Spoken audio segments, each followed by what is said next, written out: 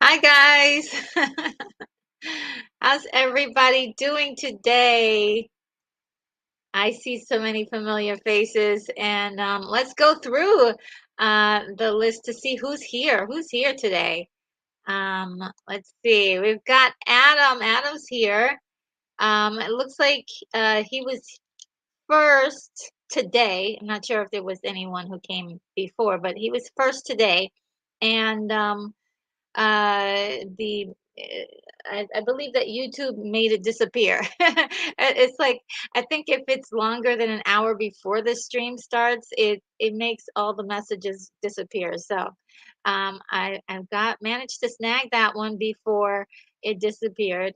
Then I guess Lance was here first, according to YouTube, and so Lance, hello there. Thank you for being here today. You are truly awesome. And I saw you like telling everyone about my live streams this week, and I have to say I'm extremely grateful for all of the incredible things that you are doing for me. So mega thanks. Thank you so much. Um, and also urging everyone to hit the like button, and that's very important. We have William Blake Hall here. Hello. And you say, "Oh, I appreciate the wrench, but I don't know if I have the heart to use it." Well, it's not, most people are really nice on the channel. They're really sweet. The comments are awesome. It's just for the spam bots that show up on occasion. And let me kind of do a little thank you for all you wrenches out there that are helping to make this a very smooth and awesome stream.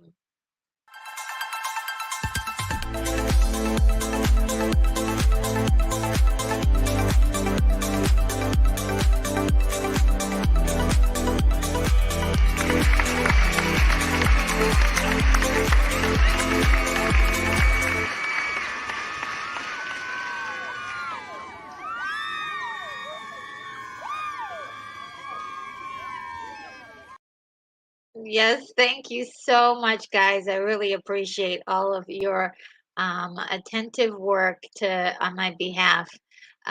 We have Keith E in the building. Hello. What is up? And Keith E says, I was number 4 on the thumbs up. Well, thank you so much. I really appreciate the thumbs up. Those likes are going to help me to level up. And since you mentioned it, let's show what happens. What I usually say about the likes.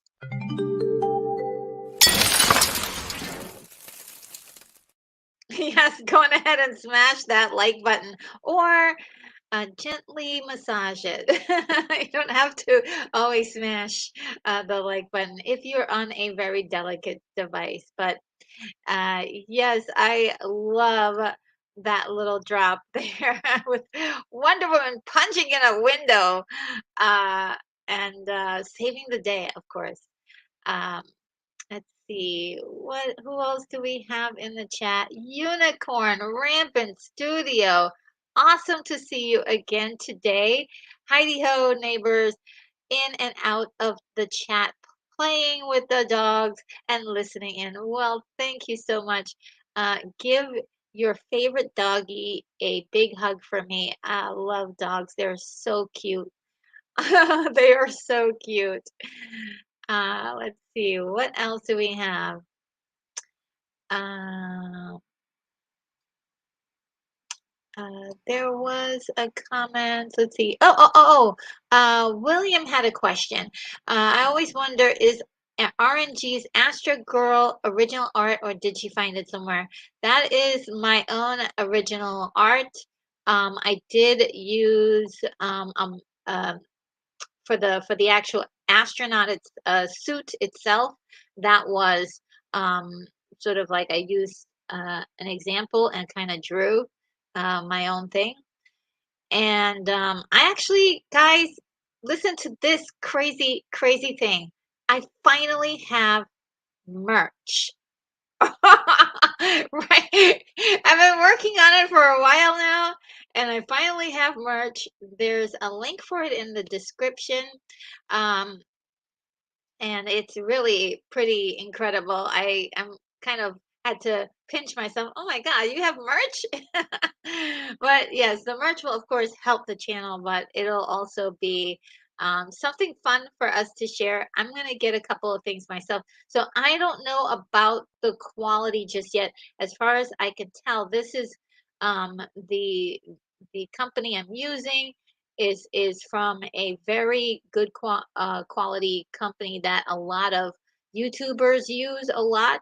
So I'm hoping and praying that it actually is going to be like decent quality. So I have to put that disclaimer out there. These are, until I can test them out myself, they're really like almost, I would say, prototypes until I can really test it out. But if you're interested in merch and supporting the channel, it's in the description.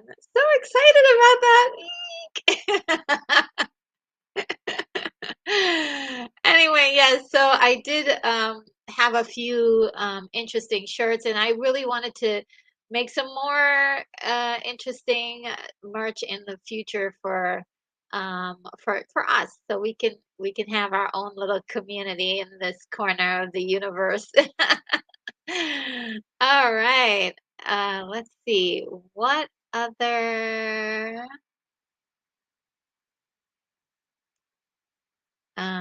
questions or comments that we have here. Let me see. Okay, so we said we found. Uh, oh, okay. Here's a good one. Blanche is reminding everyone. See what I'm saying about Lance? He's awesome. He is telling everybody that tomorrow at 5 p.m. there is a watch party for Jason and the Argonauts. I can't wait for that, guys. Jason and the Argonauts is one of my favorite stories because it has one of my favorite characters in it, Medea. She's just, she's incredible. I actually would love to write a script for Medea in some way, shape, or form. She is just her story is just incredible, and that Jason and the Argonauts tells a very short portion of it. So that is going to be a lot of fun. If you guys get a chance, I did do a review of Jason and the Argonauts. So you can find that on the video portion of my channel, and it's definitely I go through the entire story, and it's both a tragedy and also um, it's it's a good I mean it's just a good old-fashioned story of myth, right? And we don't really have those so much anymore.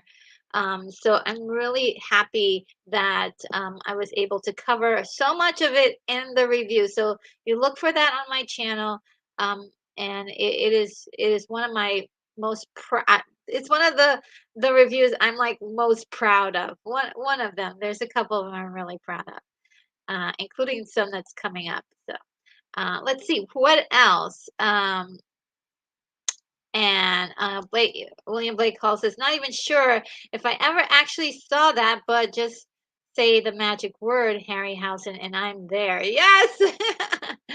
Yes, I love Harryhausen. He is just incredible. The work he did with Charles Shear is just incredible. And what a lifetime of amazing work. Um, Oh, yes. William Blake Hall also mentions 1 million years BC, which I would like to actually do a watch party for. The only issue that I have is finding a good copy. So that is what I'm looking to do. Find a good copy so that way I can use it on my end over here. Um, and Lance is letting us all know about Richard Belzer, who passed away today. Not today, but this week, or was it last week? This week. And unfortunately, he was such a wonderful actor and a part of so many shows and TV shows in during my childhood. So. Um, and just in life in general. So what a great talent, and it was very sad to lose him this week, and as well as Raquel Welch, who I absolutely adored. Um, what a woman is all I could say. Um, and William says he was great at playing Munch on Homicide before Dick Wolf picked him up. Yeah. And he also recalls him all the way back to the movie The Groove Tube. Now, I've never seen that. So I have some work to do. Lance says William, um, him and Ice-T were good together on SVU. Yes, they were. I didn't get to enjoy that show as much though. Tom Lemery says, "Hello, RNG. Hello, everyone. Tom, it's so awesome that you're here. Thank you for joining us again for I hope a really good show." And let's see, who else do we have? So, um, Daily Dan is here. Great to see you here. Greetings from South Carolina, and greetings back to you from Fargo, North Dakota. It is -1 degree, which is a scorcher, if you will, because it was at one point -32. Uh, and we came back from that. So it's warming up, guys. It's warming up. Stray Kisman says, "Good evening, my friend." Oh, good evening to you too. I wanted to visit the show that we both watch with Heath of the Geekverse, or Heath's Geekverse, this morning, but I was not feeling well. I'm still a little sick, but I'm definitely, I think this could lighten my mood, and it's already making me feel just a little bit better. So, yes, good to see you in here. Puff Comics 83 ended my show just in time for this. Oh no, I hope you didn't, don't go. Don't like, yeah, don't end your show early for me. But you know what? I have to check out your show after I'm done, because I was about to join the chat in the show, and I was like, oh no, I gotta get ready. So I ran out of time. And everybody making friends in the chat. Tom says Belzer started out as a comedian. Yes, he did. When he got on Law and Order series, he turned out okay as Munch. Yeah, he turned out to be a good actor, but he did start out as a comedian. I remember seeing some of his stand-ups. And Lance, I think Brandon Lee would have had a long career in the movies. Absolutely, absolutely. And that brings us to the topic of the evening, which is, let's see if I can get this banner out. I should have a drum roll. Action Stars of Yesteryear, Part 2. So, if you're getting here for the first time and did not get to see the Part 1, you can go ahead and find that on my channel. But I am going to give everyone a refresher on what that is. I'm going to breeze through those really as quickly as possible, um, and see if that's something I can do. Let's see. Uh, Yes. Let's see if we can get. I'm so glad you guys could hear me fine today, because I was worried about that. So thank you for letting me know. I appreciate that. Um, and in case anyone was wondering, I was like, Why are they saying that, they can hear her?" Because I've had problems before in the past, and this is just, really awesome. And Puff Comics is urging everyone to smash that like button. Thank you so much. Unicorn Rampant Studio is waving to us. Uh, we are waving back. And oh, Tasty Mystery Meat is here. He bonked the he bonked the button. I'm thinking of it like a huge anvil type, thing that you just like smashed on it. Well, thank you for doing that for me. 7 likes, 12 in here. Smash that like The smash or a light tap will do. Yes, absolutely. Let's see. We've got 19 likes as far as I can see. So we're doing amazing. We might get up to 50 today. We're always after that illustrious 100 in which one day we'll get there, guys. One day. Daryl Johnson is here. Hello. Let's see. And everybody's saying hello to Daryl in the comments. I love it that you guys are talking to each other and making friends. I love that. I love that so much. You don't know. El Necron is here. Hi, El Necron. He says, "Hey, Retro. Hope you're having a nice day." I'm trying. I would, like I said before, I was not feeling well. I was thinking about canceling this, but I'm so glad I didn't because I'm actually feeling much better talking to you guys. So you're keeping me going right now. Oh, okay. And uh, Lance says good and clear on my end. And Neo Sevens is here. Oh wait. Neo Sevens is here. Hi, Neo Sevens. How you doing? You are awesome. Let's see. Straight. Oh my God. Thank you so very much for that super chat. I really appreciate that $10 super chat. Here, I hope you feel better. Here's some tissue money. Oh my God. How did you know? Oh my goodness. Okay, well, I am also going to say a little thank you from my end for your generosity. And I will do this one.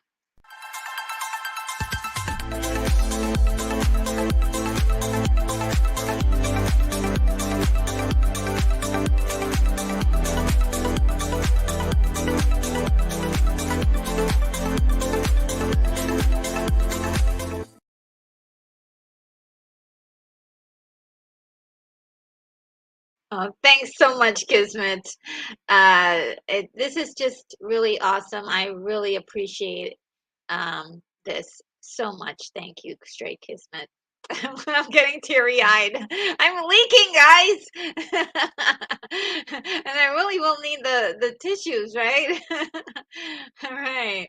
All right. So more camaraderie in the chat. Okay, so uh, Daryl says use Thor's hammer to on the light. Oh my goodness. Yes. I don't want anybody to destroy their computers or devices, but yeah, you can definitely use uh Thor's hammer on that sucker. All right. So now what I had before was I had this really cool thing. Let's see. Oh yes, Milner, Molnir, Molnir, right, Molnir. Um, I almost forgot. Okay, so action stars of yesterday. Here's the cool thing that I created. Um, this is a slideshow or a presentation. I mean, I went all out, guys. I did this presentation for you. What is happening here? Look at what I see here. Lance, oh wow, thank you so much. Thank you, Retro Nerd Girl. You're so awesome and love you too. Oh my goodness. Well, you know that means that I have to say thank you right back. You know, I'm really polite. So here's my special thank you to you.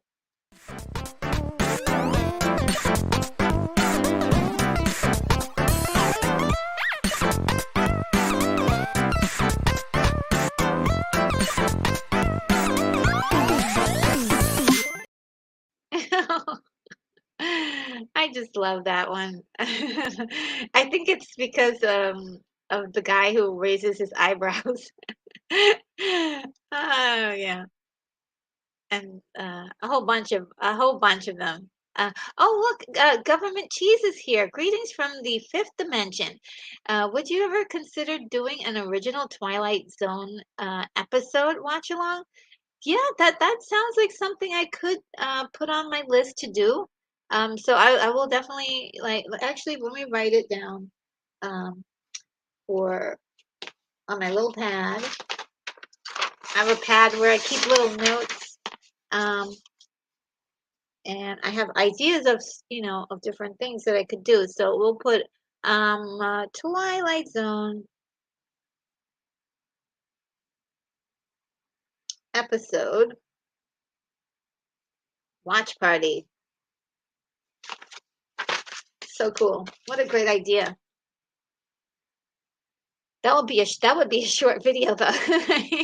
All right, so let's see. Let's get into this. Okay, so action stars of yesteryear. So I'm gonna go through. We got up to 23, and I believe in total I have um like 60 names. So this time I'm gonna fly through the 23, and then I'm going to start talking about the rest of the list, okay? So here we go. We've got Douglas Fairbanks. We've got John Barrymore.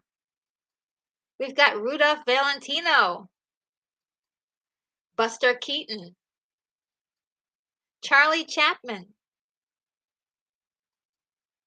James Cagney, Buster Crabbe, Barbara Stanwyck, Clark Gable, Spencer Tracy, Errol Flynn, Tyrone Power, Humphrey Bogart, Jack Palance, Kirk Douglas, Yul Brynner, Charlton Heston, John Wayne, Sir Sean Connery, Henry Fonda,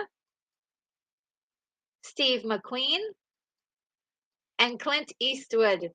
Okay, so we got through our first 23. Now, the way I'm going to do it this time, just so that way, because it's the way it was working the last time was I would bring up a person, and then you guys would think about it and then write about it. But by that time, I was already on like the third one. So what I'm going to do is I'm going to do them in chunks of 3. Oh, before we go on, I'm going to just say hi to a friendly face in the crowd here. Let's see. It let's see, we've already said that. It's Integrity 101 I'm seeking. Yes, there we go. Hi, Integrity 101. So good to see you. You are awesome. Hi, Retro. How's it going? Hashtag inevitable. It's looking pretty good right now, isn't it? Yeah. I'll leave it at that. I'll leave it at that. All right, so the next person on the list after is Clint Eastwood. So I'm gonna do 3 at a time.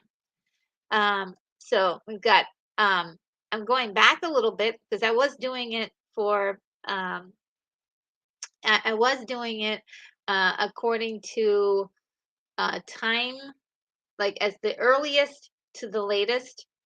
But since I had some time to add some new people on the list that you guys mentioned, then I said, okay, why don't I add those extra people? Harold Lloyd is one of them. And as I was reminded last week, he's the one that is hanging off of that clock in a lot of the the pictures that or clips that sometimes we see on the internet. He was a fantastic physical artist. So he's done these 3 movies: Safety Last, The Freshman, and Girl Shy.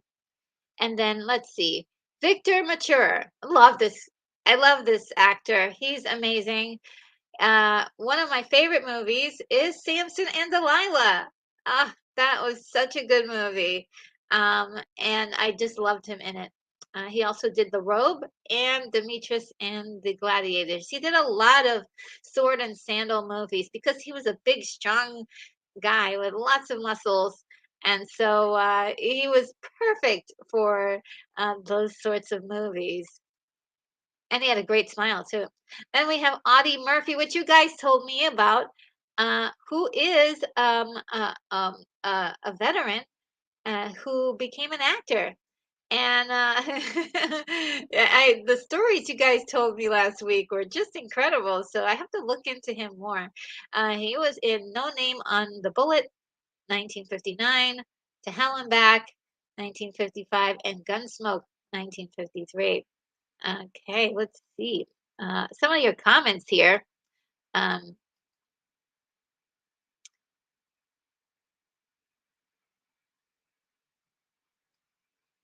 let's see. Someone mentioned, okay, Lance mentioned Charles Bronson, who is on the list later on. Yeah, Bronson's on the list. Uh, and William says, thank you for Harold. Yes, I couldn't help it because he's so great. What a wonderful smile did he have. It was such a great showman. So he had to be added on the list. I can't believe I forgot about him. Player M is in the house. Greetings. Oh, yo. Hello, Player M. Thanks for joining us today. Let's see. William says, Audie, all right. Yes. He was just, I have to, you know, do some research and actually watch his stuff because from what you guys told me, he's incredible. It's just one of those things where I'll have to go down this rabbit hole of, what movies he has done. All right. Oh, look who's here. Stunt Brat 77 Smith is here. Hey, beloved retro nerd girl, hugs. Oh, hugs to you as well. Oh my God. I am so glad that you're here because this is definitely you would know something about some of these people and the things that they actually did or the stunt people for them would do. So you are an expert in this field. Let's see. And Daryl says Helen Back was his life story. Oh, really? And Tom says Audie's Gunsmoke was 2 years before the TV show. Okay. Oh, was it inspired? Did it inspire the TV show? Okay. Stumbrett says some of those old actors did many of their own stunts. Not now, just saying. Yeah. And Adam is here. Oh my God, just got home from work to join the party. Yes, Adam. We saw your message earlier and we were hoping you were able to join us. So thank goodness you're here now. Welcome to the party. Let's see. I need a clip like that, right? Welcome to the party from like Die Hard. That would be funny. Um, And Player M said, totally dig your last fighter probably review. And oh my God, I enjoyed doing that. That was really a lot of fun. Uh and Sunbrad says, love your retro, right? This was my era. Yes, I mean this is where, you definitely have, can give us the inside detail. Um and let's see. I'm okay. And Lance is like, "Where's my hugs?" That is so cool. So I'm gonna go on to the next three um, to see. Oh, wait a minute. Who just slipped in the door? It's Prince Everlove. Hello, Prince Everlove. Nice to see you this evening. Eddie Murphy, a real hero. Ooh, yeah.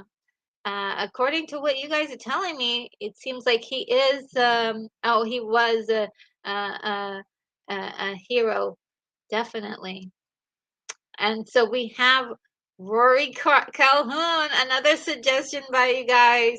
Um, and particular stunt brat. You told me about him, and he is a very good looking, or was a very good looking man. So in the movies that I found about him are with him in it are Red Sundown, Colossus of Rhodes, and The Spoilers.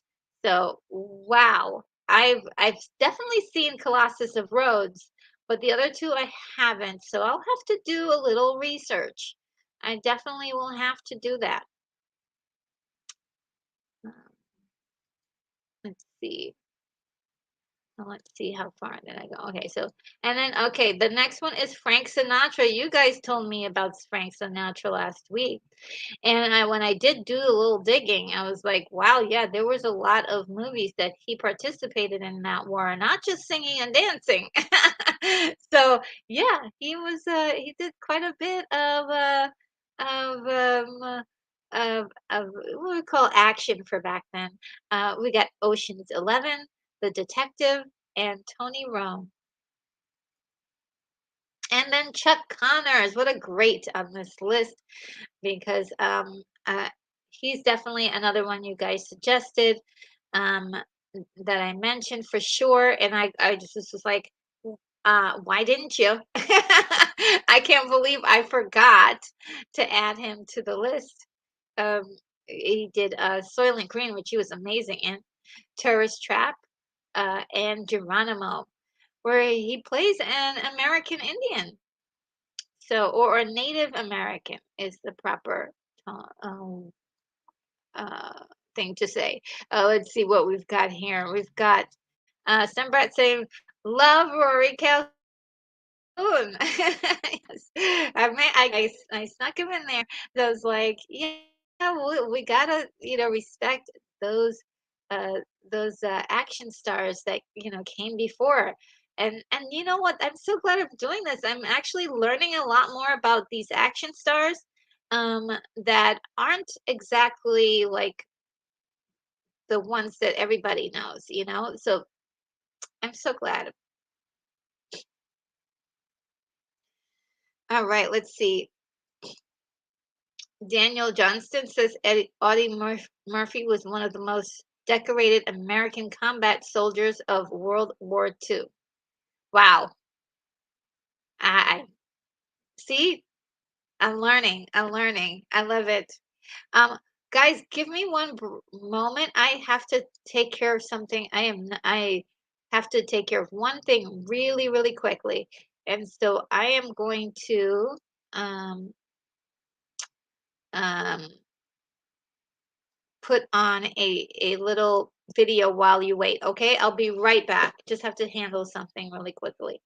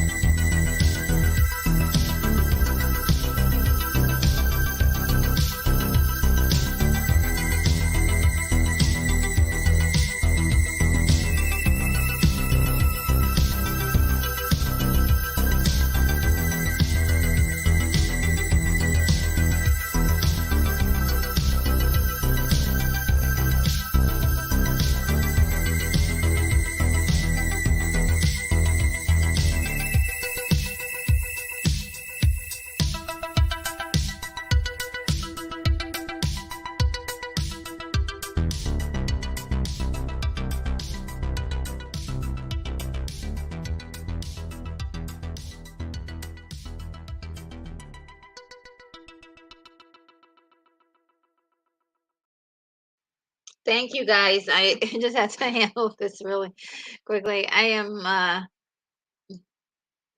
battling with a cold right now, and so I'm not wasn't feeling so good earlier, but I'm feeling a little better now. But I had, when you have a cold, all of a sudden all the symptoms want to attack you all at once. Well, that's what happened. And so look who's here. The unapologetic geek. Thank you for being here. Oh my goodness. Um, I have to say that I'm really happy to see you here. Let's see. Um, and we have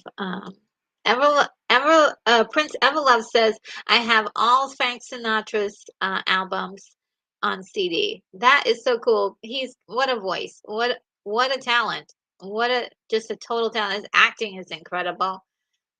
His singing was incredible.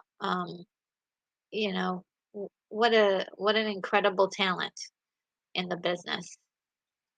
William Blake Hall says Manchurian Candidate is the original is awesome. Sinatra knocks me out every time. Ooh, I've never seen that movie.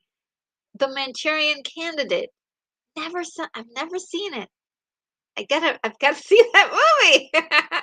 Lance says Rory was in Motel Hell and Killer Clowns. Oh, really? Huh. Okay. And Evan Ward is here. He says Manchurian Candidate A plus plus plus plus plus plus. And wow, I need to see this movie. Oh, guys, I saw two movies today. I finally saw Elvis, and I also saw Banshees of Inisherin. Very interesting day today. And all unapologetic geek says Frank's the detective is the precursor to Die Hard. Really? Okay, I didn't know that. Um, and Stumbrat says the Rifleman. Yeah, and got more people loving that the Rifleman. Uh, Love Tourist Trap, very creepy. Ooh. And Keithy says Chuck Connors was also in a TV show called Branded. I'm sure I'm spelling it wrong. Mm, that looks like, unless it Branded sounds, I think you did spell it right, but yeah, I didn't even know about uh, uh, that show. Uh, Yes. Okay. So you got some support there. I think you spelled it right. And Sunbrat says, retro, one of Rory Calhoun's last film was with me in film. Hell Comes to Frogtown. Okay, this movie has been haunting me, guys, for the oh no, this reminds me. I didn't add. I didn't add. Did I add Roddy Piper to the list? Maybe I did. I have to. Maybe I'll surprise myself, and I did. But um, this movie has been haunting me for the last week or so, and it's like it's just been showing up. People have been just talking about it randomly. I think it's inevitable. I have to see that movie. It's saying, "Please see me. Please see me." Let's see. Tom says Chuck Connors played a professional basketball and baseball player.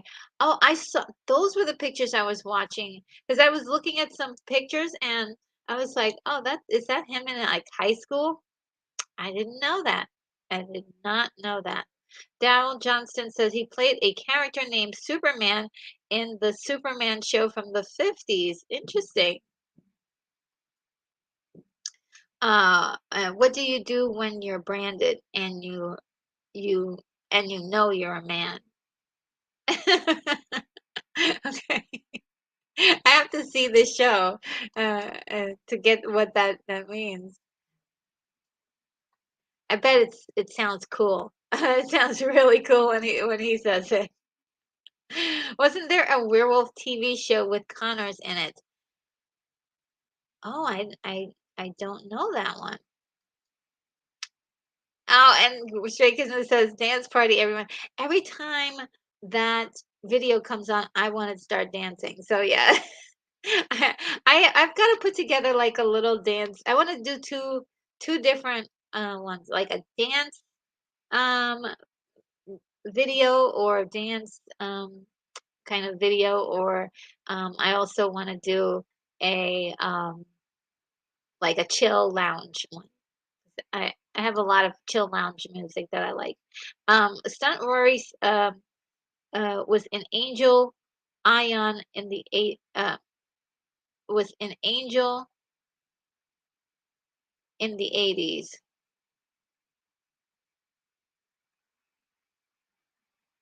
Oh. Well, you'll have to fix me on that one. All right. So, yeah, Kitty, you're on target about Chuck. Yeah, that he was. Let me see. Uh, what did Keith E say? That I think uh Chuck was also in the yeah, yeah. He's just agreeing with that one.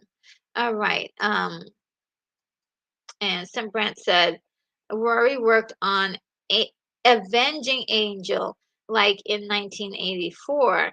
I did not recognize him and embarrassed myself and thought he was a stunt man. Oh no.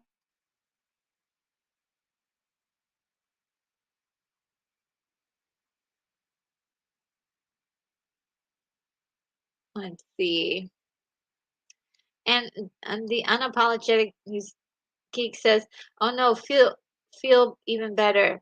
Yeah, I'm hoping I'm already starting to feel better doing this. So I'm I'm glad. Um, I'm really glad that I'm starting to feel better. Sunbrat says, Lance, after that, I always rubbed on Rory's shoulders and brought him coffee. He was so gracious. Oh,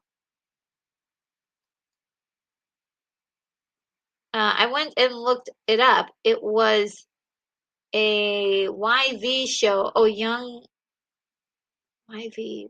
Yeah, YV show called Werewolf, and Connors was in it. Okay.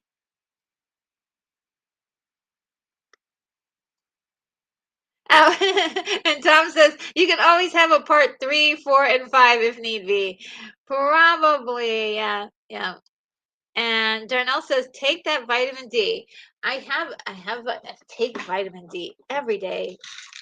I won't show you the exact one, but here's my vitamin D, guys. I've been taking it, I swear.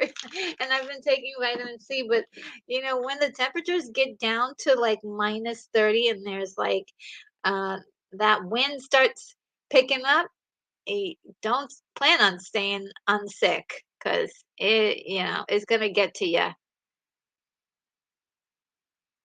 Um, And I'm getting urgings here from the unapologetic geek that I must see the Manchurian again. I will. I absolutely will.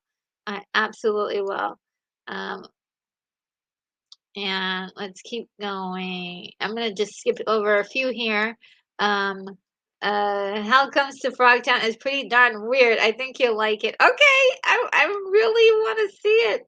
And Sunrise says retro. Haha, I took Hell Comes to Frogtown off my resume ASAP. Now it's a cult classic. Oh my gosh. And oh my goodness, look who is here. Zax is here. Hello, Zax. How you doing?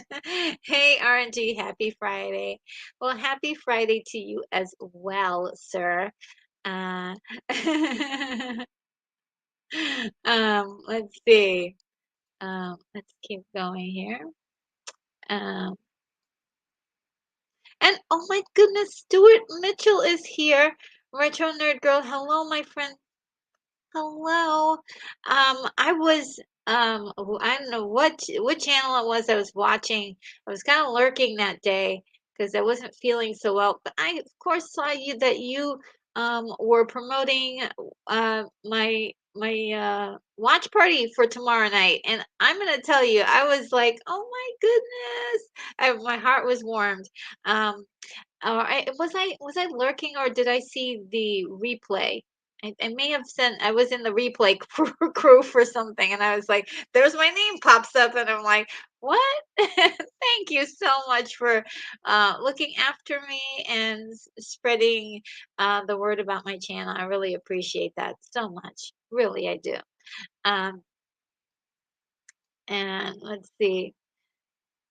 Um, I hope I'm not skipping anything. It's just this kind of jumps around a little bit. Okay, here I got something here from William Blake Hall. You need to check out Jerry Goldsmith's score for an old survival movie called The Edge. It gets me through a really snowy weather. Okay, I will. The Edge. Wow, cool.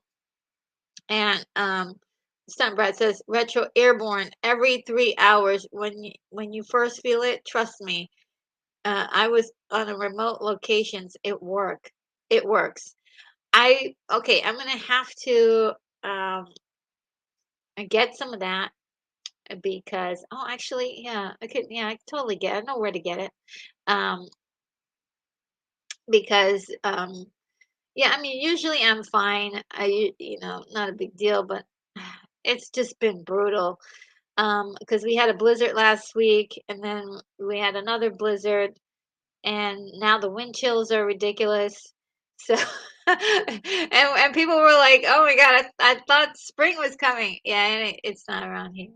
And Lance is telling us about Angel is about a schoolgirl that at night is a prostitute to make money to get away from it. Oh no, I hate to hear stories like that. I mean, no, not that I hate stories like that, but I hate that that's how some people live. Um, oh yeah, I've been in negative 75-degree weather, and baby, it's freaking cold. Now you can't even survive in that.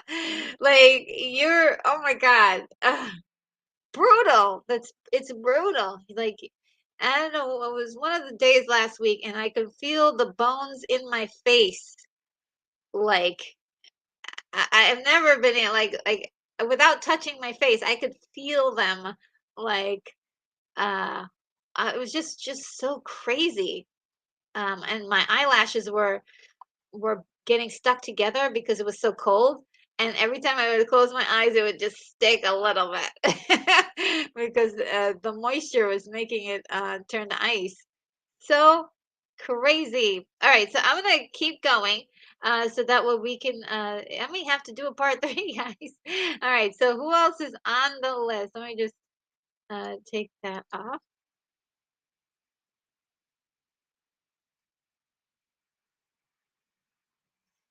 Um,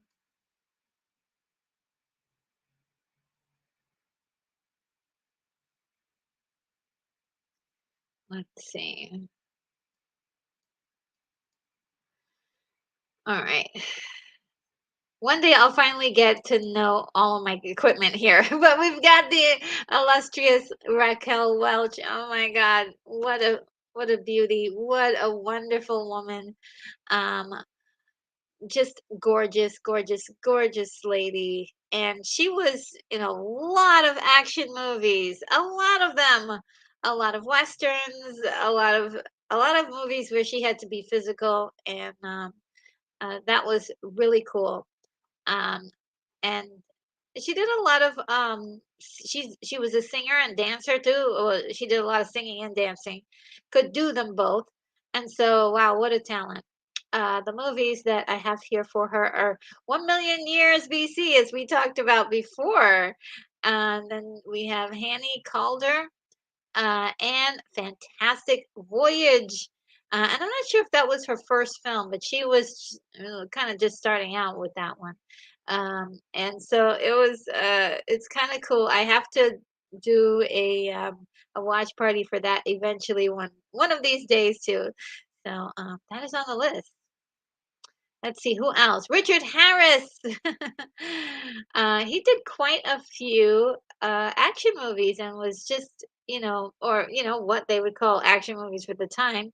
A Man Called Horse in 1970, Camelot, and then Guns of Navajo, right? Navarone. Navarone. And so those are the three there. Anybody know? Jumped all the way down there. Dumbledore. Yes, he's most famous for playing Dumbledore. Absolutely. And Edward says that Raquel was so fine. Yes, she was. She was gorgeous. Gorgeous, gorgeous, gorgeous. Um, William Blake Hall says, "Thank you for Raquel. She starred in a movie about roller derby called Kansas City Bomber with Jodie Foster as her young daughter." Wow, that's cool. I remember seeing her in a movie like The Three Musketeers, and I just loved her in that one. I was like, she's so beautiful. Who is she? Don't worry. Thought Raquel was a great actress. I thought so too. She definitely brought some gravity to a lot of the um, the uh, the parts that she played. And Evan is joking in the comments. He says, "Soylent Green is yummy. It's made out of people." How could you think that it and Lance says, Evan, you are what you eat. Okay, so this is why I like hanging out with you guys. And Edwin Moore says, hubba hubba, yes, to the gorgeous. Let's get that picture back up again of the wonderful Raquel Welch. She was gorgeous. And one thing I liked about her is that she really celebrated her body, right? She didn't cover it up or felt like, there was something wrong about her body. She felt very open with it. She wasn't too open with it, okay? She wasn't classy with it. People know how to treat her like a lady. So I just loved her energy. And again, she had a very classy way of doing things. You can hear any interview with her, and you can see that she was and she had an intellectual edge to her. So, yeah, love me some Raquel Welch. Somebody said retro Richard Harris in Camelot. Yes, he was in Camelot. He was in Camelot. I mean, you've got to, that's a. You don't think about him, right? You think about him as Dumbledore, but he definitely had a a a a a lot of movies that he was in where he was sort of the physical kind of guy. William Blake says, "Ever seen Wild Geese?" Roger Moore, Richard Burton, Richard Harris. No, I've never seen it, but I've heard about it. Uh, again, I am getting an education here, and I'm loving it. Uh, and he sang MacArthur Park, which was made famous by Donna Summer. I didn't know that. Did not know that. The Unapologetic Geek says, I grew up watching Camelot all the time. My parents loved it. Oh, that should be, I should write that down. Camelot.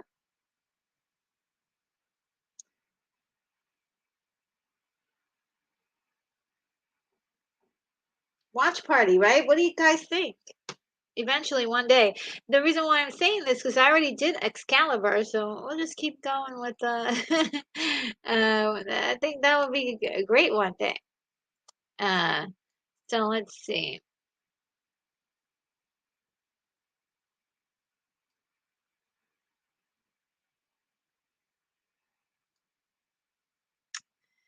Um, and I'm getting a thumbs up here, an okay for let's watch Camelot together one day. Yep, I'll watch along with that. Says the unapologetic geek. And Darrell Johnston says she was in Shawshank Redemption. I didn't. Was she? It's been a long time since I've seen Shawshank Redemption. Simply because it's a movie that for me, was just seeing it like once, and then I tried to forget it because it's intense.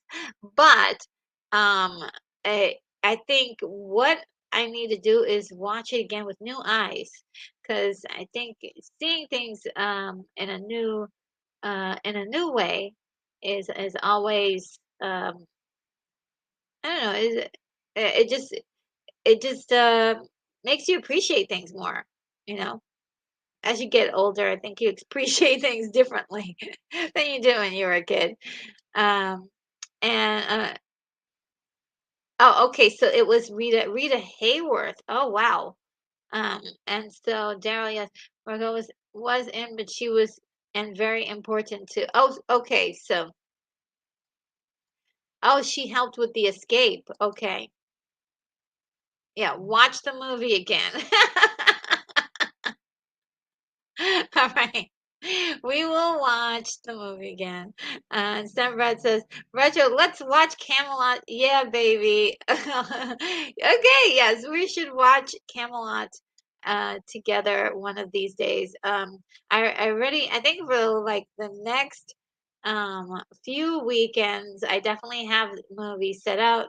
We're going along this whole um sort of like Sinbad trail. Uh, and then after that, I definitely like if I can get my hands on a copy of Camelot, we're in business. We're in business. um, and yeah, you're right. Rita got replaced during the movie. Forgot about that. Okay. All right, we're clearing up some Hollywood information. And yes, Tim Robbins is a great actor. And Stewart says Andy Dufresne had three posters during his time in Shawshank. Rita Hayworth, Marilyn Monroe, and Raquel Welch. Okay, okay, I get it. And JFK loved to listen to the Broadway musical Camelot. That was why his era was called Camelot. Oh, okay. Giving me some really great information here. I did not know this. And I see Excalibur, I see Monty Python and the Holy Grail, and that about does me on the Arthurian stuff. Yeah, I mean, I'm fascinated by it, so I guess that's my deal with it. Yes, they use the posters to show time passing in the movie. Okay, so that's that's very cool. What a great way to do that. I love filmmaking. I mean, what a great way to tell a story. All right, now I'll do the next three. The next three will be Robert Conrad. What a great picture of him. Everyone knows him for the TV show. Which one is it, guys? You know which one it is? Wild, Wild West. And but he did movies, and he did The Bandits, Weekend of Terror, and Sudden Death. And boy, was he was had a small frame, but he was very, very built. We've got Paul Newman, Butch Cassidy, and the Sundance Kid, the Cool Hand Luke, and the Sting amongst his repertoire. And the third one is Jim Brown, Three the Hard Way, Dark of the Sun, and I'm Gonna Get You, Sucker, which happened a lot later. So yeah, what do you guys think of those three people? Uh, let's see. And Tom says there was a remake of Shawshank Redemption with Morgan Freeman. Okay, so now Wait a minute. How many of those movies were there? Oh, I thought there was only one. Uh, there were more than one movie that was a remake of another movie? I'm I'm learning today. I'm learning today. Arthurian legend always makes me think of Sword and the Stone. Oh, the cartoon. Yeah. Well, I mean the animated movie. Yeah, I mean it's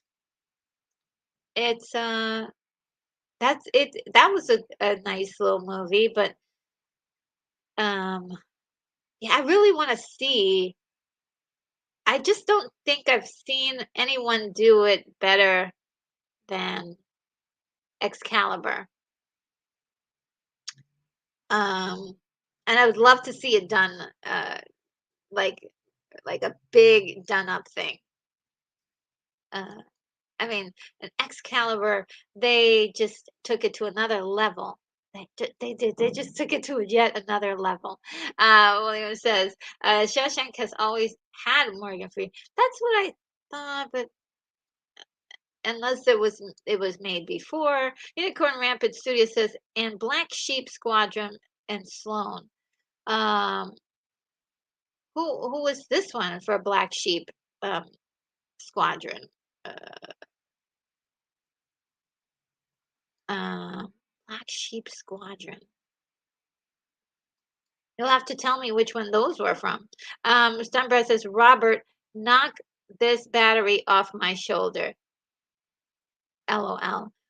Where's you guys are you guys are so awesome. Like where's that one from? Oh, is that from Wild Wild West? And William Vick Hall says Wild Wild West, perhaps the first pop culture uh, uh, to introduction to steampunk punk. Yes, I'm sorry that I'm having problems reading. Here, let's try that again. Perhaps the first pop culture introduction to steampunk. And yes, it is. It is definitely gets the credit for that because it is what a cool concept of that show. And the movie tried but failed, unfortunately. Unfortunately, uh, knock it off. Go ahead already and try. So I'm totally missing something. It's like a commercial or something. Of course, I'm missing missing a job. Edwin Moore. Paul could eat a lot of eggs. He did. Oh my God. Well, Paul Newman, he still has his line of like um spaghetti sauce and sauces and dressing and all that stuff. It's still on the market, and um I just bought one the other day and it was so delicious. I hate to talk about food, but Paul Newman, uh uh William says that I liked I'm Gonna Get You Sucker. It was really funny and interesting, and you know, oh, Unapologetic Geek says, "Oh, nice, Jim Brown, good choice." I thought that he would be great in this because I think you guys suggested some of the guys that were in this movie that I haven't seen, Three the Hard Way, and so or I think I saw it, but I don't remember it. But I definitely do remember the commercials, not the commercials, the posters for it, when I was a kid. So, I mean, 74, I would have been 4. So I wasn't, um, I wasn't able to see movies at that time. Um, oh, one, one rib. What does that mean? You guys are having a lot of, uh, things that are jokes that I have no idea where they're from. Okay, William Boycott. That was Chris Rock wanting one rib. Okay, okay. Is that from I'm Gonna Get You Sucker? It's been a while. Unapologetic, he says, there's only one Shawshank, and it has Morgan Freeman in it. Okay, thank you for clearing that up because I was starting to wonder myself because that I don't think it, I don't remember seeing anything about it, a movie before then. Evan says we're the fishbowl shoes from, oh, yes. Those fishbowl shoes, and they break. That was the funniest part was when they broke. Um, uh, and let's see. Three the Hard Way with Jim Brown, Fred Williamson, and Jim Kelly, legends. So cool.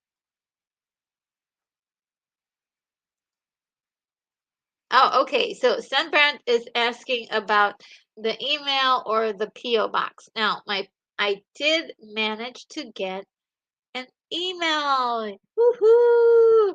The email is in the disc is in um on my channel. There's a section called About Me, and it's in that section. It's in the About Me section on my channel.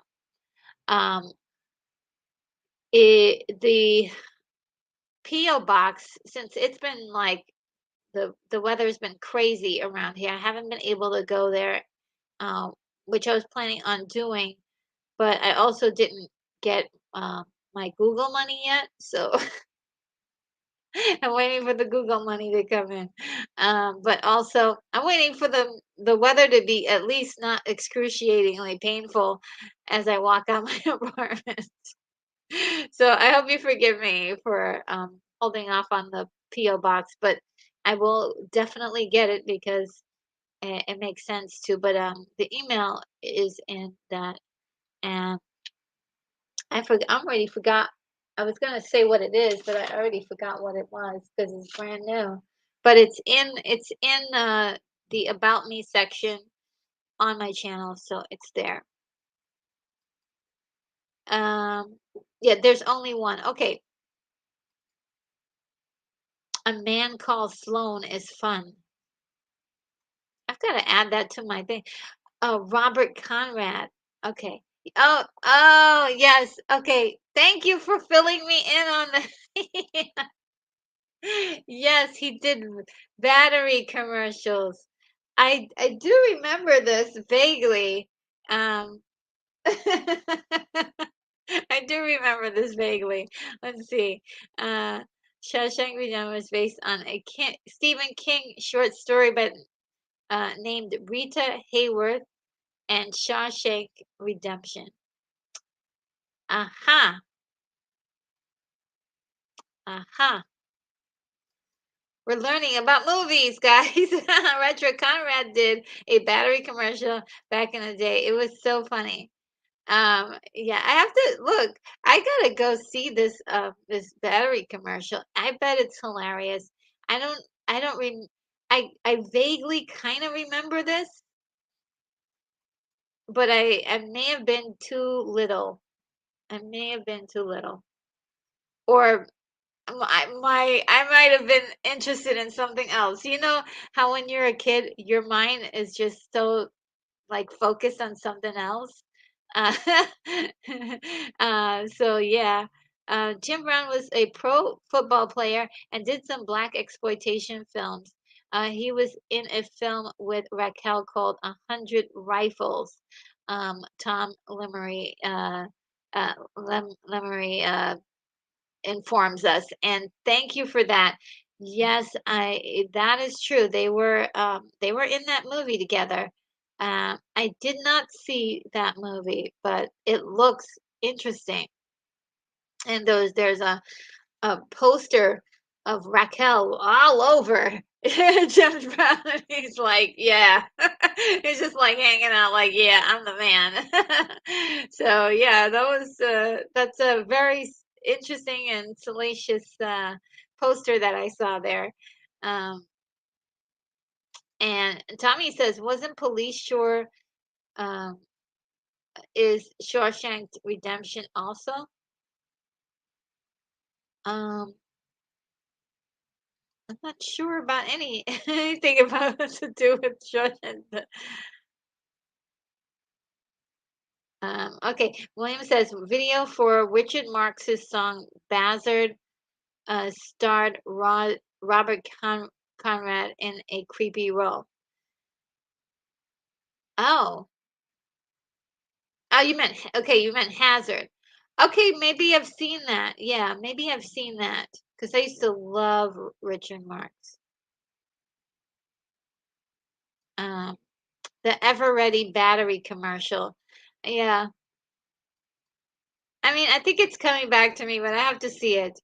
Um, there's certain things from like my childhood that I've forgotten, and then when I see them, I'm like, oh yeah, that's and it's like I've always remembered. It's like I've always known about like it's just kind of a weird thing that happens when you're like looking at old stuff. Jim Brown was a commentator on the original UFC broadcast. Oh, cool. And Unapologetic Geek says loved him in Mars Attacks.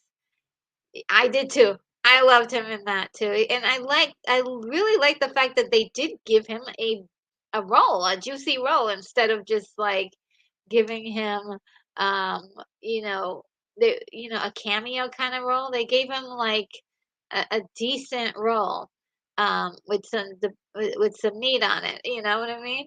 And of course I know a lot of people don't really love this movie critically, but I absolutely love Mars Attacks. It's not so much, a deep retro movie. It is a retro movie, but not deep retro. But it is it's hilarious and kind of makes me laugh every time I see it. Uh, oh, and the Running Man. Yes, he was in the Running Man. Uh, he was Tom says he was making his image as a macho man back in the day. He was Columbo. He was uh, in a Columbo episode as a fitness guru and the murderer in it. Oh wow. Um, is that is that Robert Conrad or is it Jim Brown or who else do we have? Definitely not Paul Newman. Paul Newman, I don't think he ever did TV. Did he do TV? I don't think. Uh, Wild Thing was a movie. Was about the movie Seven. It stars. Uh, its stars are named Freeman and Pot. Very symbolic. Opia Stacy is kind of stabby. Oh, interesting. Wild Thing. Do I remember that movie?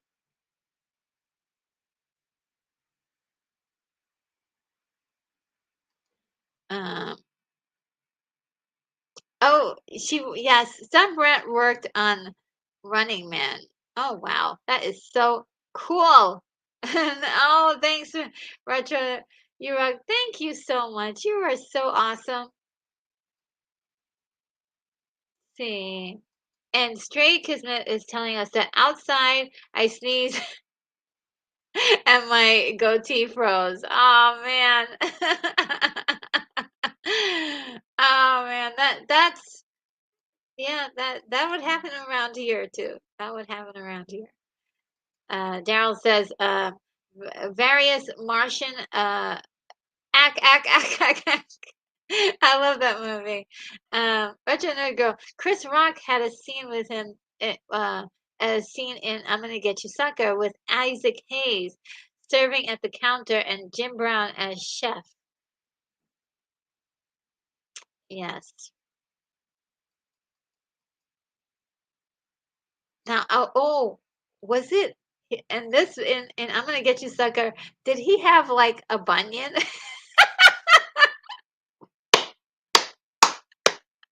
He had like a bunion and it hurt him so bad. He was like, "Oh, my bunion." Or I might be mistaking him from somebody else, but I thought it was him. I thought it was him who had the bunion issue. While we've got him, Jim Brown, Fred Williamson, he's in this. I added him, yes, because of you guys. You guys reminded me how much I love this Fred Williamson. So he's definitely added. Unicorn Rabbit Suda says the battery commercial. He's just very serious and it's very uh Shatnerarian, uh, at least in intensity. I do recall this commercial. But it's been a long time. This is like wiping off the cobwebs of memory. Um, and retro, I cannot believe how much trivia from old film, uh, uh, from old etc. that you know. Girl, much love. Oh, thank you, Sunrat. Oh my God, thank you. I wish I knew more. I wish I knew all of it, but um, I love learning. I love learning about things. That's my thing. And like we can teach each other and to definitely teach the younger generation that's coming up about movies and things that happened before they were even alive. This is great. This is great. This is great stuff. This is educational. This is also about preserving culture. Culture is so important to preserve, and it doesn't mean a type of culture. It means just the record of another of human beings existing, right? So like the stories you guys told me about Audie, and that he's a real hero. All those things that he's decorated military personnel. It makes me feel like not only just learning, but these people don't just go away. They live on through us, you know. So the unapologetic he says, "Wish I'd known you helped." Oh, you helped with Running Man before I did my video on it. I may have picked your brain. Yeah. Oh man. Uh, and Tom Lemery says, "True, Conrad had that macho image that was the same when he led NBC in the Battle of the Network Stars."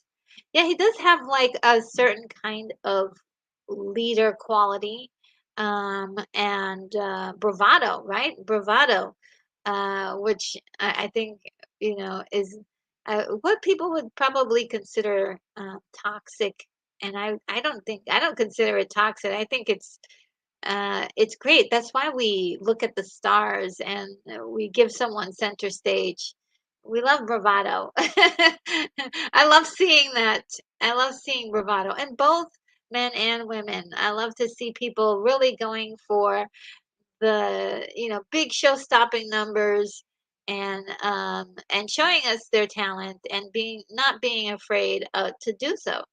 And Sunbrat says, "Hey, Geek, later I worked with Arnold closely for over a week on Total Recall," and he said, nice. Oh, wow.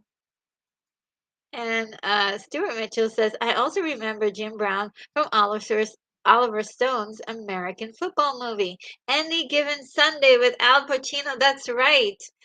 You guys, that's a great callback. Um, that is a great callback.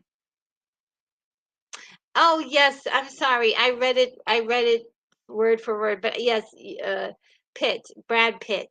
Yes, I knew. I had a feeling. Tom Lemery says that was Robert Conrad RNG about the Columbo. Yes.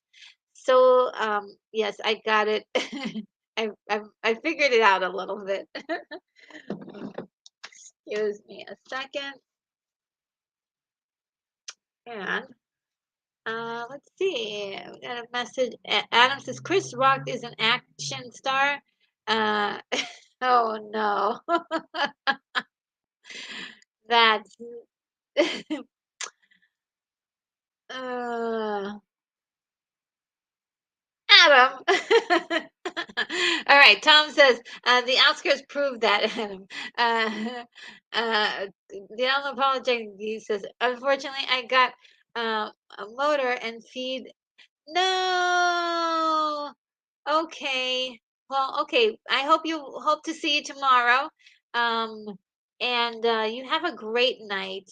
And definitely feed the family. That comes first. I hope you enjoy your dinner. Take care. Yes, we need to move along. Yes. Okay. Thanks for the heads up, William. William, you know, invaluable, invaluable. Um.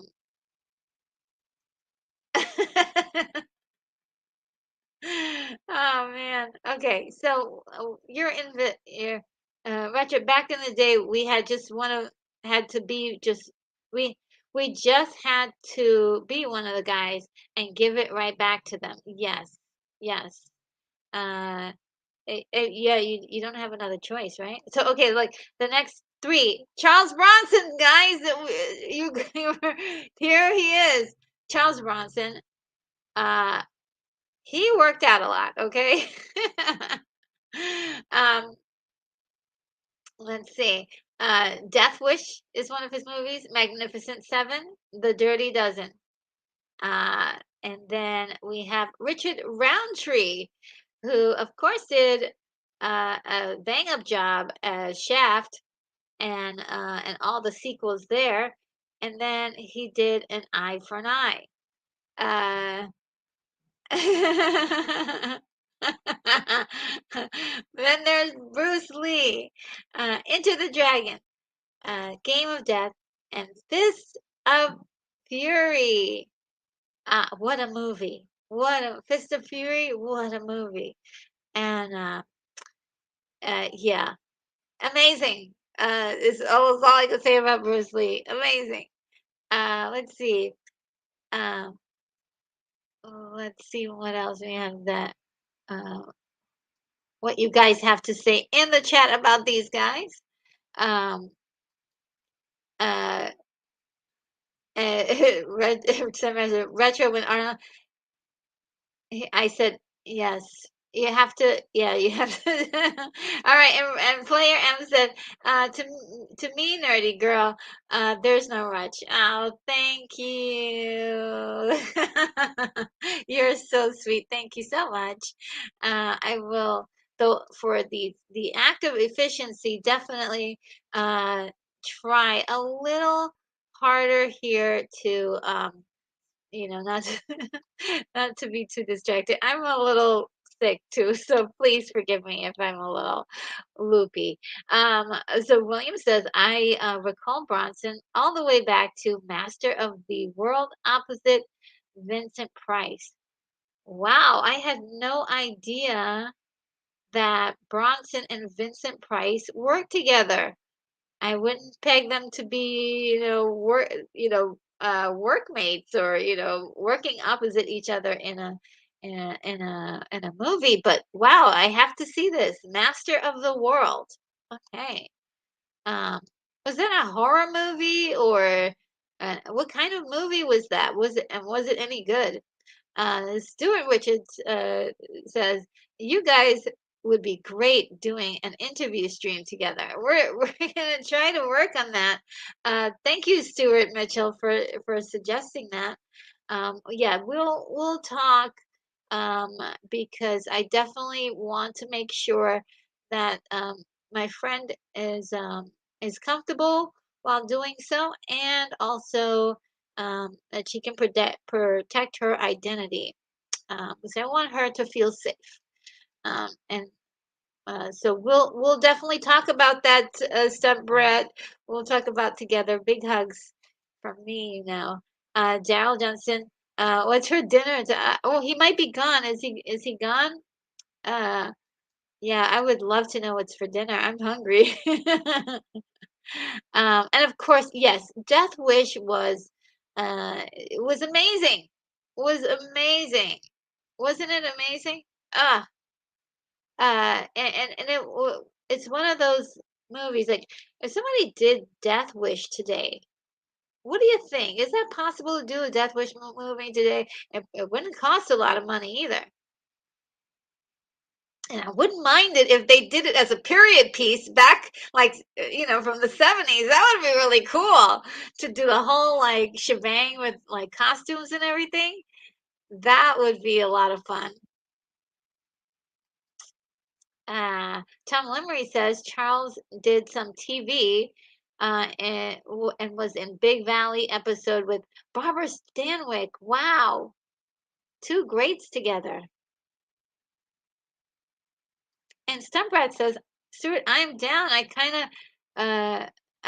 kind of a recluse now, but Retro Nerd Girl gets my first interview. Hugs. Oh my gosh. Thank you. We want to make sure that yeah, we're all cool. Um and um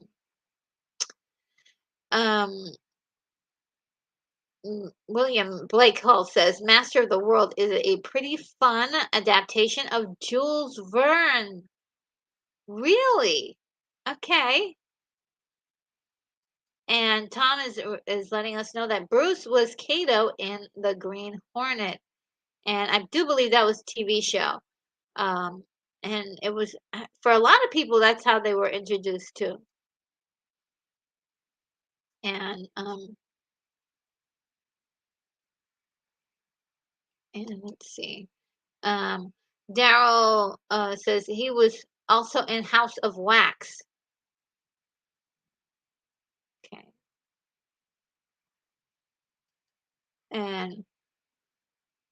And Player M says, and I don't know if I'm going to say this correctly. Oh, okay.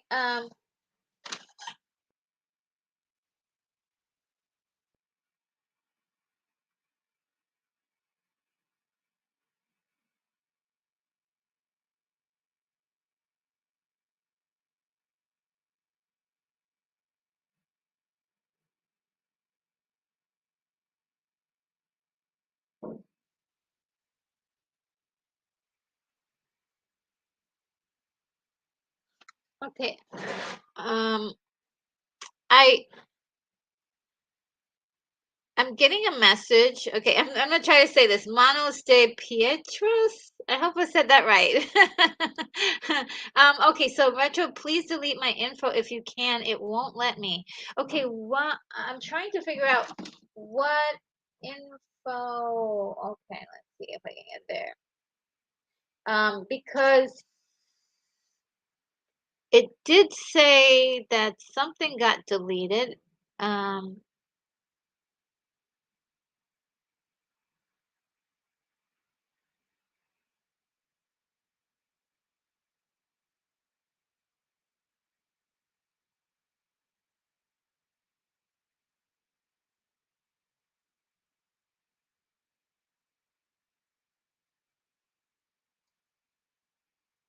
I can't find it. Let me just see.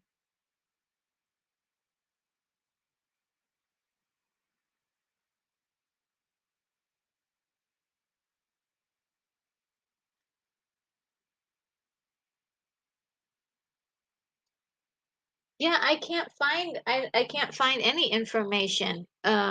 Anything to delete. You can find if you can't, it won't let me. Yeah, I don't know which one. Because one of them got something got deleted, but I can't see it.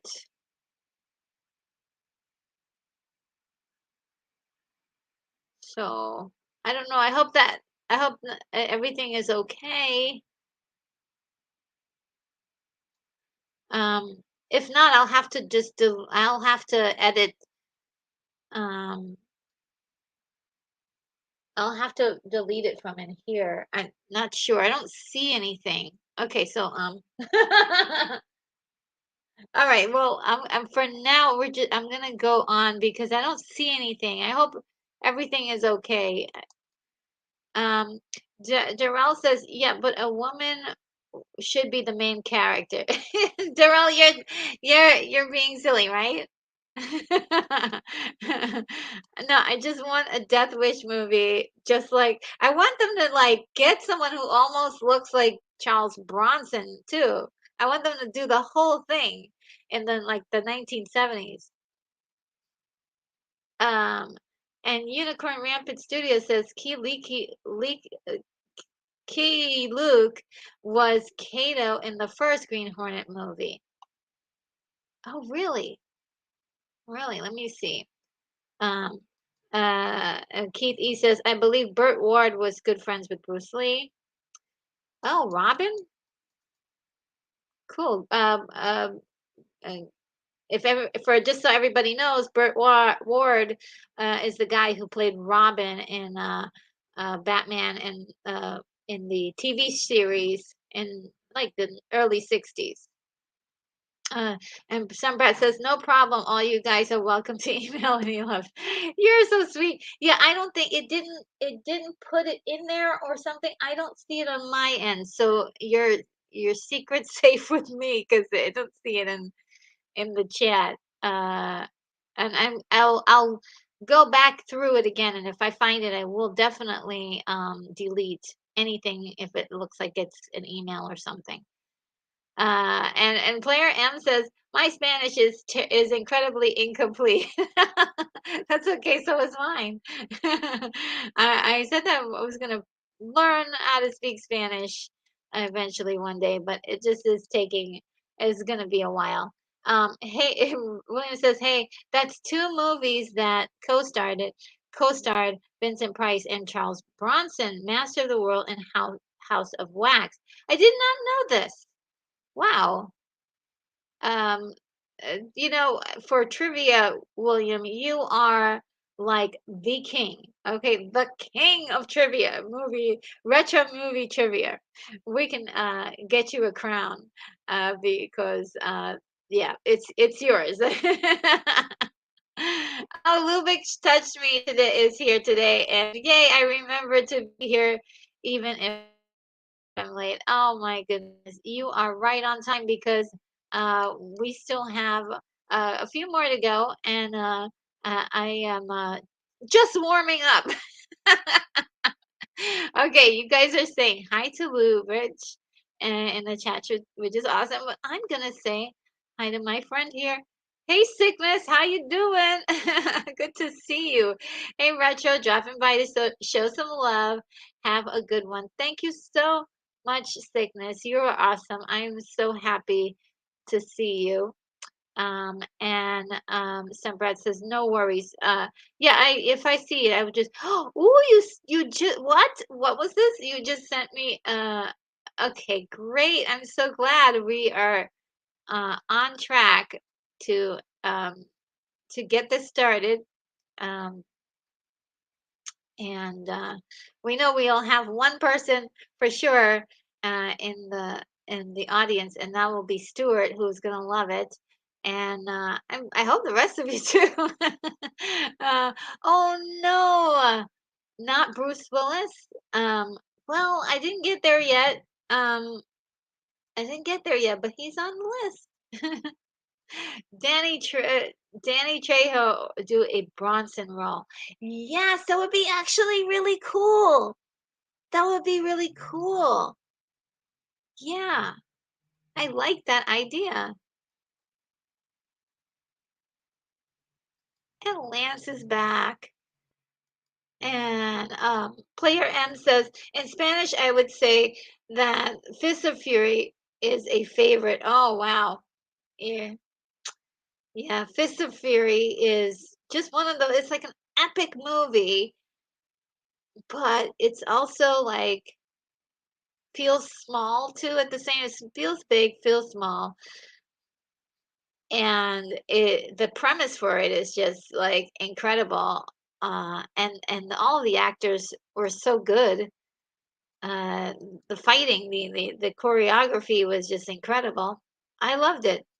I mean, it's a classic. I would say it's a classic, guys. What do you think?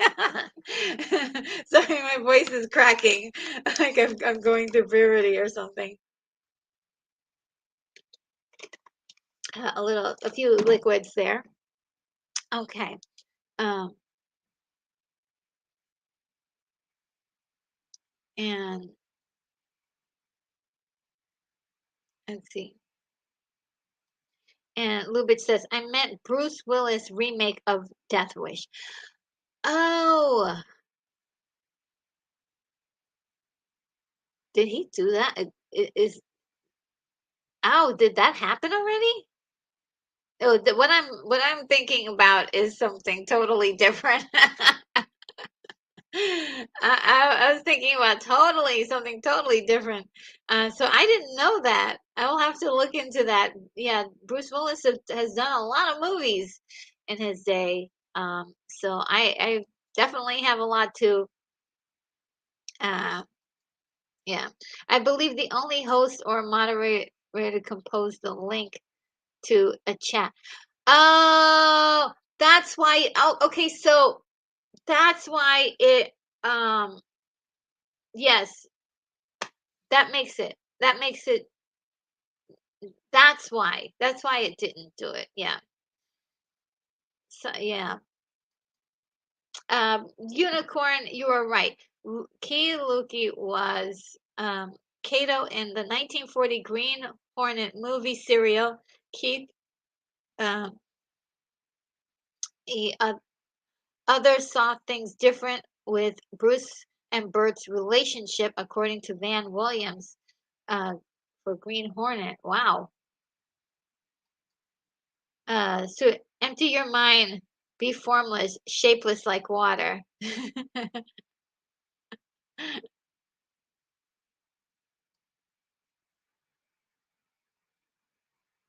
And Lubitsch in touch me says it was awful. Yeah, I don't I mean I would imagine that um not Bruce Willis um has done quite a few amazing movies. Um but I think um that wouldn't be the first thing I would think of for him. I would think of something a little bit more along the lines of like Die Hard. That's like he was perfect for that, uh, and he was great in uh,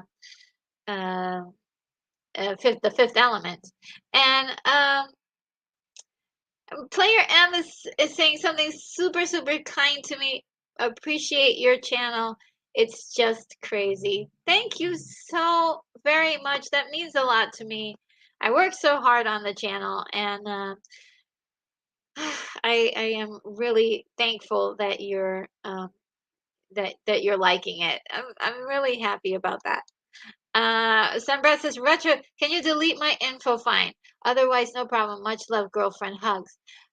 Yes, I will. Okay, I just don't see it. And I think the reason why it doesn't show it, because I am going to look for it, but I will delete it if I see it.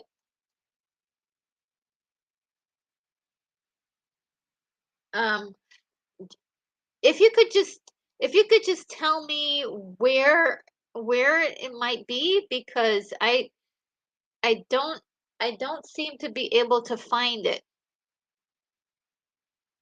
Um, if it's in the chat like further up, because I don't see it. I could yeah. If you because if are you seeing it? Because I don't see the information.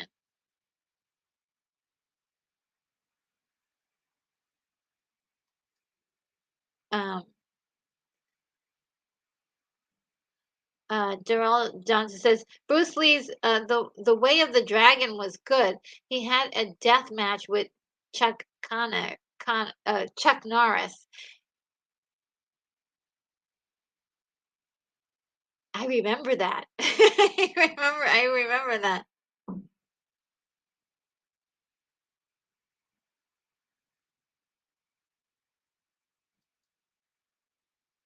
Okay. Richard Roundtree was a Shaft. He was one bad. You may know the rest. Yes, he was. He was really good. Um, at those parts, and I really wanted to see him in more movies that were not like the black exploitation movies. Um, just sort of like what he would be is just like a normal character doing like normal things. But also like give him a little edge too. I don't know. It's hard to say, but I really wanted to see him do more with his career. Um, Daryl Johnson says, if you haven't seen the 1940 serial of the Green Hornet, you need to watch it. Okay, that is going. I've got a lot of work to do. I've got a lot of things I need to watch. Retro, L Wise, it's an email. Don't give it another thought. Okay, I will though go back and see if I can find and erase it because I don't want it to I don't want you to be bugged, I don't want people bugging my friend. Okay. um, so Bruce also fought with Kareem Abdul-Jabbar. I remember that, Tom. Uh, uh, and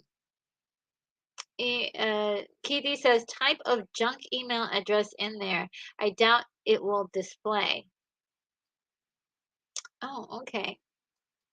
And let's see what else. Um, I also like the movie Dragon, the Bruce Lee story. Okay. All right. So what I'm going to do is I'm going to go for the next three. Let's keep going until we see if we can go further. Let's go further. Um, okay. So we've got Bruce Lee there. Okay. So the next three are Pam Grier, everybody, Foxy Brown, Jackie Brown, and Coffee. We've got Fred Williamson, just like everybody wanted. He was in Black Caesar, Hell Up in Harlem, and Inglorious Bastards. Then we've got Burt Reynolds, Deliverance, Longest Yard, and Cannonball Run. That was a funny movie, Cannonball Run. So yeah, well, those are the next three. They were fun, weren't they? I mean, Pam Grier, what a woman. And she's still fabulous. And Fred Williamson, still ticking. And Burt Reynolds. What do you guys think about those guys? Let's see. Stumbrat is telling us that asking Tom Limery if wasn't Richard Roundtree married to Peggy Lipton from the Mod Squad? Oh, I didn't know that. I did not know. Oh, but Tom answers and says that was Quincy Jones. Oh, Quincy also wrote the theme to Ironside. I didn't know that. Wow. I didn't know. Yeah. Well, Quincy though, he's married to or what? Natasha's Natasha Kinski. Um, and they've had a lot of children together. Um, let's see. Oh, the chat is just jumping. Okay, I'm gonna catch up to you guys. Thank you for Pam. Yes, well, you're welcome. She's gorgeous and amazing in those films. Well, I mean, she was just doing some things I'd never see anybody do on screen. So she was brave and bold and courageous. And it was the perfect time for her too, right? The 70s, great time for her to strut herself and be who you know, all those characters she played. And Player M says the big boss was mentioned in Dragon. Yeah, I mean, you know, that is that is a movie. I mean, I don't know. I have to have like a whole section just for like kung fu movies and like action movies. Like they're together, but they and there's also like the kung fu movies. There's like different phases of them. Like they're the ones that are accepted by culture today, and then there are the ones that are like um just on the border of being obscure. And I have quite a few of them that I love. So I can't wait to get into that eventually one day with my reviews. It'll take some time to get there, but um, I'm gonna love it. Uh, and let's see.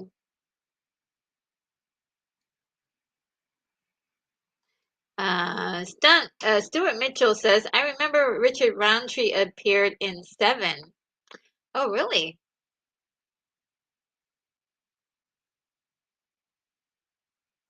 He he played the police chief. Oh, wow. Okay. Seven is a movie that I haven't looked at because I am um a little I guess I have a certain kind of feeling about a lot of movies from the 90s, but I really need to like sit down and watch that movie because it's discussed quite a bit and people seem to love it so. Uh, and Daryl Johnson says, kung fu opera movies. Yes. And the one thing I used to love about kung fu movies is how great the stories were. It was just like they knew how to tell a story. I mean, and like I said, I can't wait to dive into that universe when it comes to the reviews and stuff. So good. And Lubitsch that touched me says that my favorite 70s Burt Reynolds movie is Gator. That's cool. Now, the longest yard was about uh, football players, right? Uh, yeah, let's see.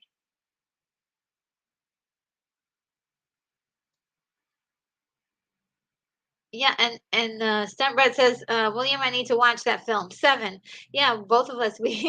Well, I'm, I'm like, everybody keeps talking about this film, and I was avoiding it.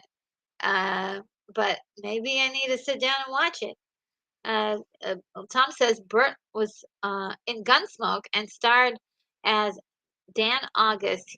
His co-stars were Norman Fell, Mr. Roper, and Richard Anderson, Oscar Goldman. Interesting. Tom Lemery coming in with some more trivia too. We got some true kings in the chat when it comes to trivia. Let's see. And Stuart says, "Don't mess around with Foxy Brown. She's the meanest chick in town." Yep. John Daryl says, "You killed my master." It's like in every kung fu movie almost. Uh, and yeah, I mean, it, what other better reason for you to go after someone, right? They killed your master. What are you going to do about it? But William Blake says Reynolds was the director in Boogie Nights. Yes, he played a uh,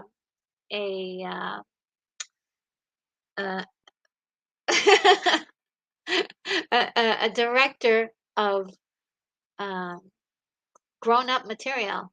Let's just say that. Let's just say that. Um, and it was I thought it was his role in that movie was very nuanced and it kind of it's really funny. You're mentioning Boogie Nights, and then just watched Elvis. There's a lot of similarities in there. I'll reserve that for another time to chat about. Um, and William says, I think another Reynolds cop show was Hawk. Okay, and Retro come over to Beach Nut, to my beach hut in Cali. We'll watch retro films. Oh, you're so kind to me. Oh my God, I would love to. I mean, what's the temperature there anyway? Ah, it's probably beautiful there right now. I just remember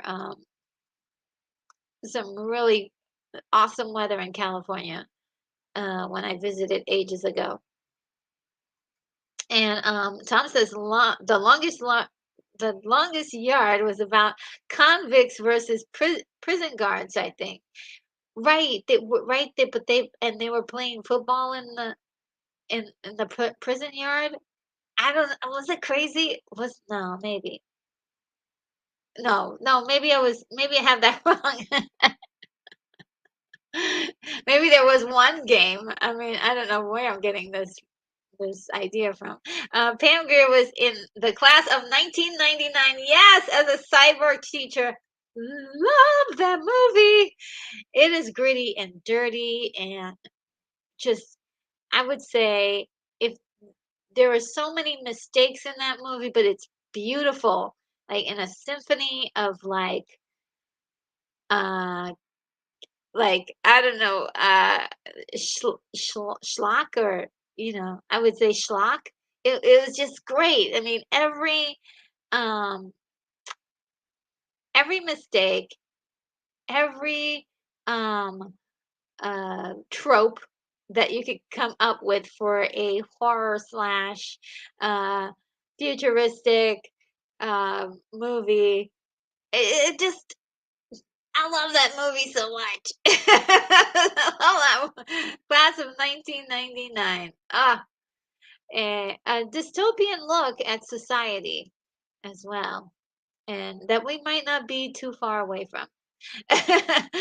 Movement Tashmi says he was also in the Longest Yard remake with Adam Sandler, which shouldn't exist. Yeah, I did. I skipped that one. I skipped that. Player M says, wasn't Bert and Smokey in the Bandits? Yes, he was in that movie. Was in that movie.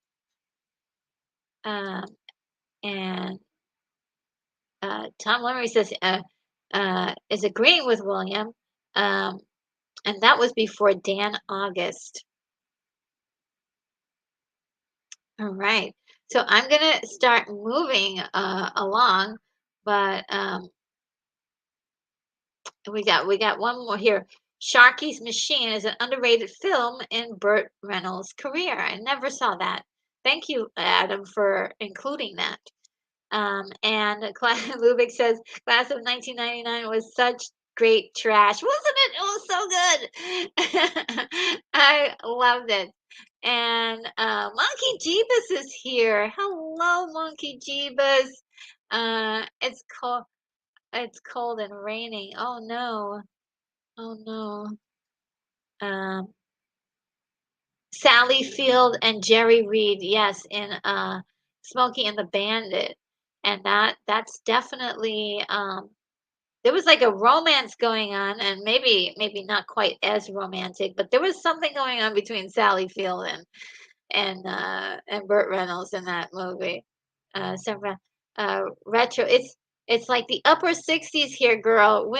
Crazy winds though. I'll survive. Oh gosh. It still sounds really great. Yeah, upper 60s. Ooh, I miss those days. Player M, y'all too cool. Daryl Johnson, Sharky's Machine was a good movie. It was. Um, yeah. And Pam Grier's movies were often named after the main character she played. my my tongue or something. Come on, let's move it. Coffee, Foxy Brown, Friday Foster. Yes, it's true. And I thought about that, but then I didn't say anything because I was like, well, I better check to see if Coffee is really her name in that movie. you confirmed it. Soundtrack by Larry Anderson. Oh, which movie was the soundtrack for that, Bill? Glad seeing you. Uh,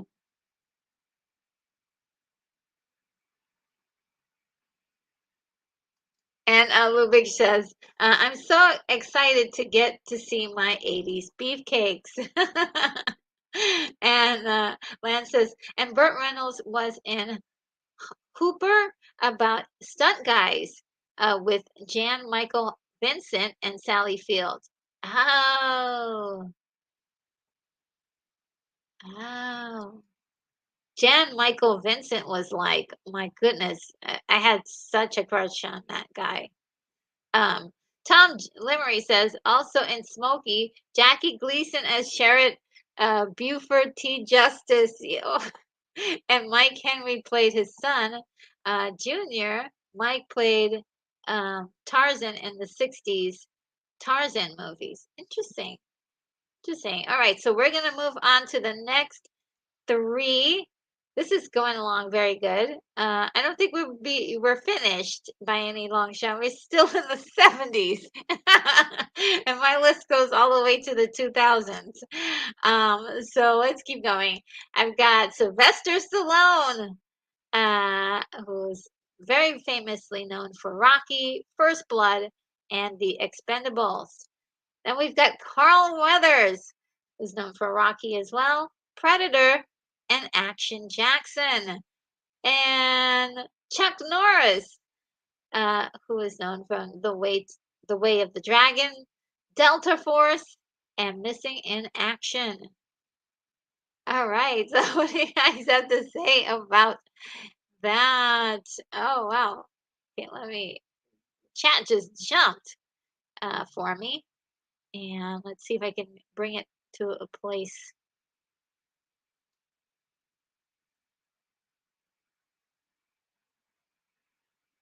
Uh, I'm sorry if I don't get your message. It's this thing is just jumping everywhere for me. I'm trying to keep it. All right, Tom says, okay, we got that. Stunt says, Lance, my stunt mentor worked on Hooper. One guy lost his life on that high fall. Oh no. Guys, just to remind you that the stunts that we see in movies um, are very dangerous, and I'm really sorry to hear about that. It is it must have been really tough on set with when that's something like that happens. Uh, wow. Uh, and William Blake Hall says Jan Michael Vincent Airwolf. Yes, he was an Airwolf, and he was in a movie called, I think it was Damnation Alley, that I remember seeing as a kid that freaked me out. That movie freaked me out. There's one scene in it I just it like I was too young to see it. I was too young. I was too young. And Bill says, Laurie Anderson, Sharky's Night. And Lance Chapin says, Airwolf, yes, please. Now, I didn't put Jan Vincent, uh, Jan Michael Vincent in on my list. I should have. I should have. And Stuart Mitchell says Deliverance was by the same director as Excalibur. Yes, John Boorman. Absolutely. What an interesting person. Very, very interesting. Tom says, "Yo, Adrian." And the witch says, "There's my beefcakes. Absolutely, tons of them." Uh, and William Blake Hall says, "Stallone, good movies are Demolition Man and Copland." Cool. My favorite definitely is Demolition Man is number one for me, and I think that's the one I love, love, love of his. That's it.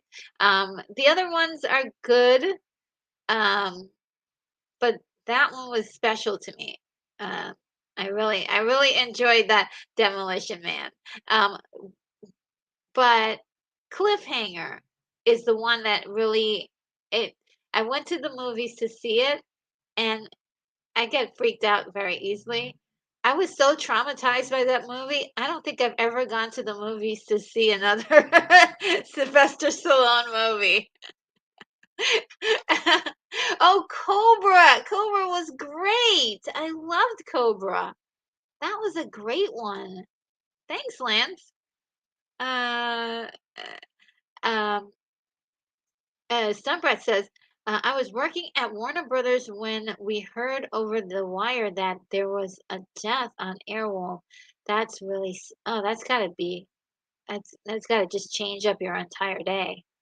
Um, like 1 minute you're probably like getting ready to start working, and then it's gotta shock you, um, into like realizing, my gosh, that that how what do you say? What do you do? Um, that's got to be incredible. And I'm sorry you had to experience that. Um, while you're trying to work, that's tough. Um, Lubitsch Touch Me says, for me, I'm a Rocky guy. Put uh, all but part five. Yeah, I kind like after the fourth one. Yeah, it just kind of went into a weird direction I didn't really care for. But yeah, four was amazing. I'm like, after four, you're like, what else what else can you do? Um and BGD is here. When Chuck Norris goes swimming, he doesn't get wet. The waters gets chocked.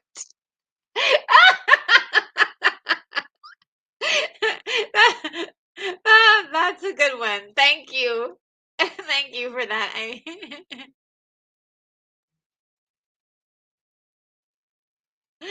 And Player M says cheats onto Van Dam. Oh, well, he's coming up. Yeah. He's coming up. Um, and Lance Chafin wants to know. A stunt person um died on the set of Airwolf, um, unfortunately. The other thing is that sometimes when these things happen, the general public never finds out about this stuff until later on. Or, it might get a little bit of airtime, and then people just move on to the next thing. And I think it should be, you know, uh, a more of something that's like investigated, more attention to it, because I think when there's more attention to something, definitely there's less um there's more safety precautions.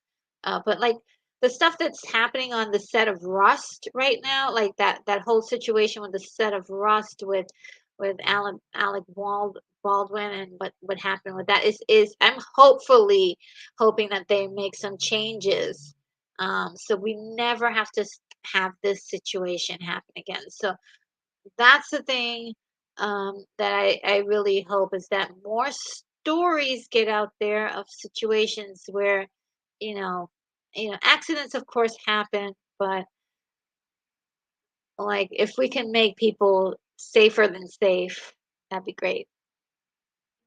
Safer than safe. And Lubitsch says, I just watched Sidekicks on 4K. Man, that brought me back.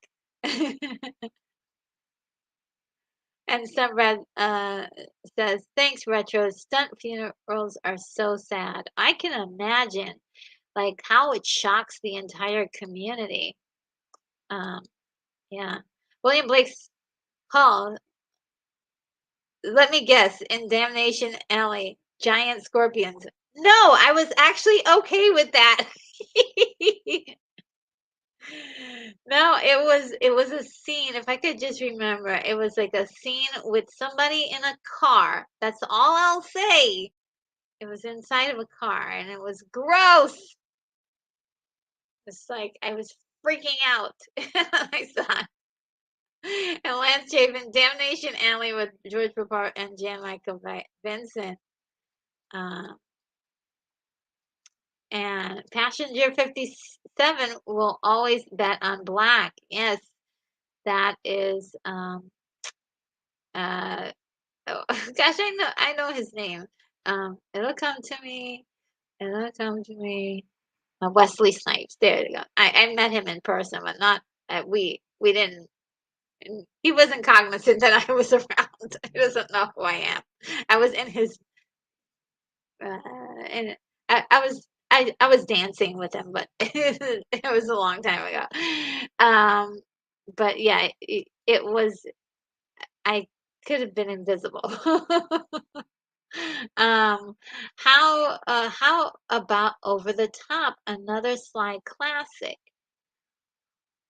Over the Top, I have to remember that one. I don't really remember that one. I'm gonna have to watch it again. Oh, though, but Tango and Cash was really good. Yeah, I do remember Tango and Cash. Uh,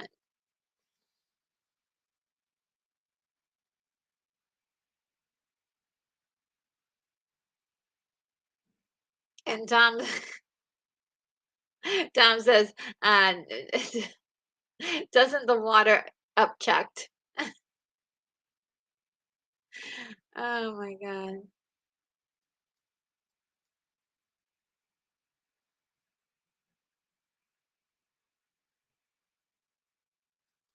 And we got some backup from Sunbrand here. Oh, Delta Force has an amazing score. Wow. And Stuart Mitchell says, I remember Damnation Alley, which also starred George Papard. It was post-apocalyptic movie. It was a post-apocalyptic movie where the earth was infested with cockroaches and giant scorpions. Yep. Yeah. It was a nightmare. And I was okay with the scorpions, but once you brought those other things, no. We don't speak their name, we just don't. It's too much. It's too much. Uh, and Rambo 3 outside of Rocco. Action movies are really important. More than ever before, I have three different types in mind. Oh, wow.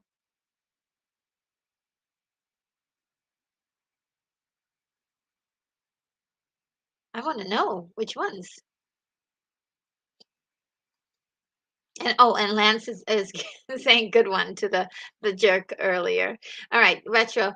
Um, Alec Baldwin, I have been shot at many times on set. I was always shown the empty gun and watched it being loaded with blanks. Just saying. Wow.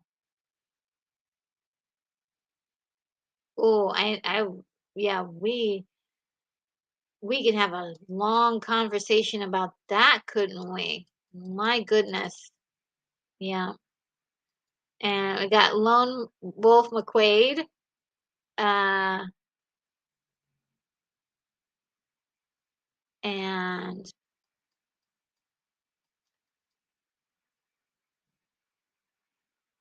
um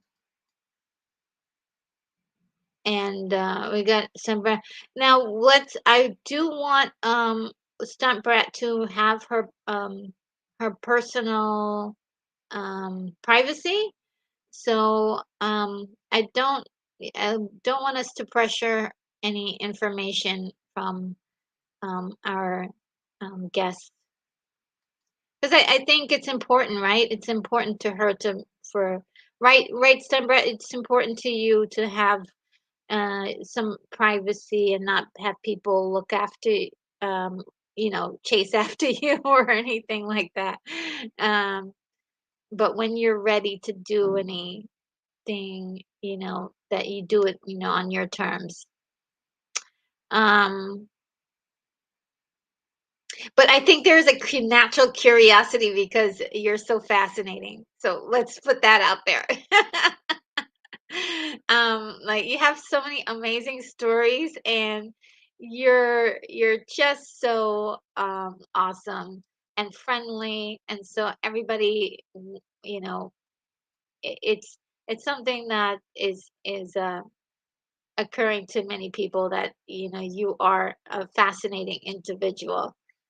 Let's see, what else do we have here?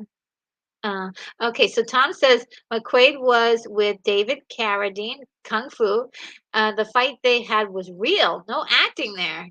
Wow.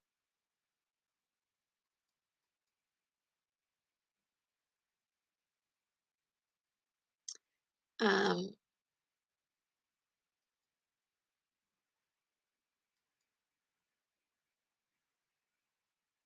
okay. And Lubitsch says, when I think of Carl Weathers, I think of Arrested Development. And William Blake Hall, Prince, the Venture Brothers has Brock Samson. Yes. Uh, Brock Samson is, I would love to see that in live action. And who would they have play Brock Samson? That would be really cool. Oh, look who's here. Look who's here. Danny Stanton. That is awesome. Thank you for being here. Let's see. Um,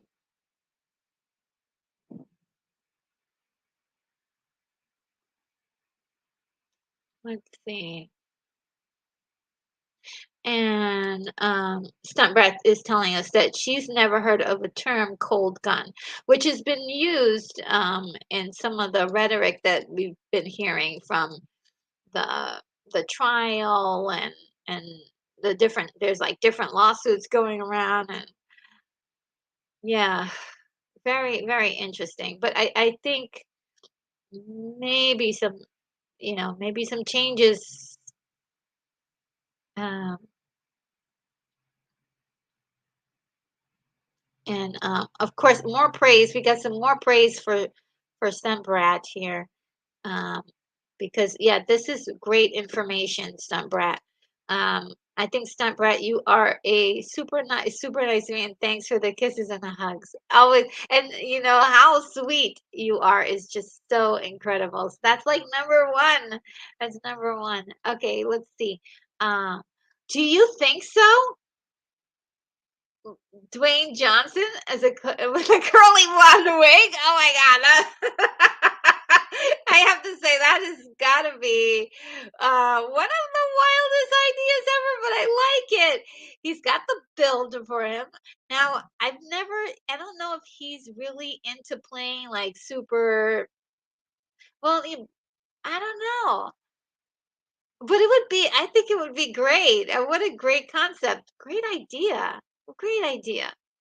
Um, And Player M says one of the fastest action retro movies is you already know Big Trouble in Little China. Yes, what a great film! What a great film! Um, and it's a little unconventional too at the same time. It has like um, it kind of has like the journeys the hero's journey woven into it, but it also has like who is the hero, because the main character that you think is the hero is kind of a hero, but he's also like um the real one is actually his friend who actually ends up with the girl at the end. I mean, so it's really cool. I love that movie so much. I love playing with different ideas that it does, and it's really cool. And oh wait, I see something really intense here. But just before we get to we get Lance Chafin says The Crow is also very tragic, which is yes, I am still upset about that the events that happened on that so many ages ago. And I really hope that we can get to a place where they fix, uh, what's clearly broken. And Tom says, "Thank you, Jarrell, because I had the movie title wrong, and he said it right." Okay. And then we have Unicorn Rampant Studios with a $10 super chat. My God, thank you so much. Safer than safe. Oh my God. I appreciate it so much. And you know what I like to do? Uh, I like to say thank you and see if I can find a thank you that is suitable enough. Let's try this one.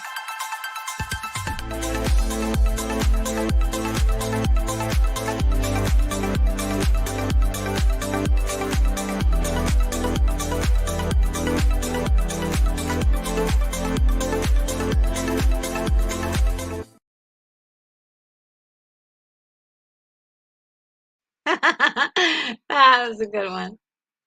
Thank you so much, Unicorn Rampant Studio. It's just so wonderful to see you here every week, and you're so generous to me. Thank you, thank you, thank you. And oh, of course, and we're getting more information. This is like getting a news report. Let's see, Regia. I only heard of the term we oh, oh, we open on set on the set. Oh, interesting. I'm gonna look when we have our chat. We're gonna talk about this for sure, and so we can get an insight on that kind of thing because um, it to me that I find it to be fascinating. But if yeah, it just we're doing all of this for the fun and the love of movies, right? And I just really hope. Yeah, there are some people who are willing to do what it takes to make this content, but I also feel like, we have to have an open discussion about, what's going uh, on the set. Um, let's see, wasn't there a movie where The Rock played a tooth fairy? Yes, he did play. It was called The Tooth Fairy. uh, let's see.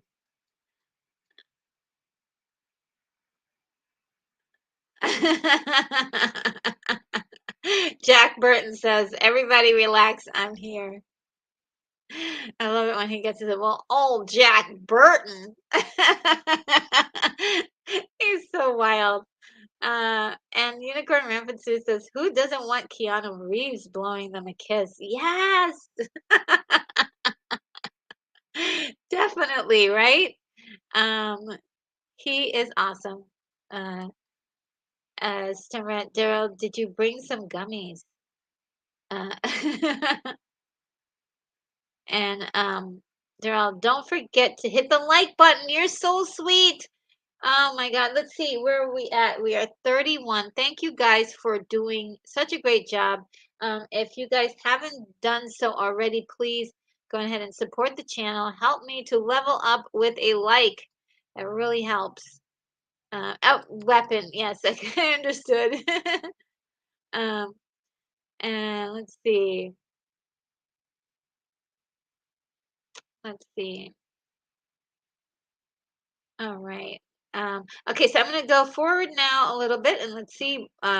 We've got John Saxon, everyone. I love this guy.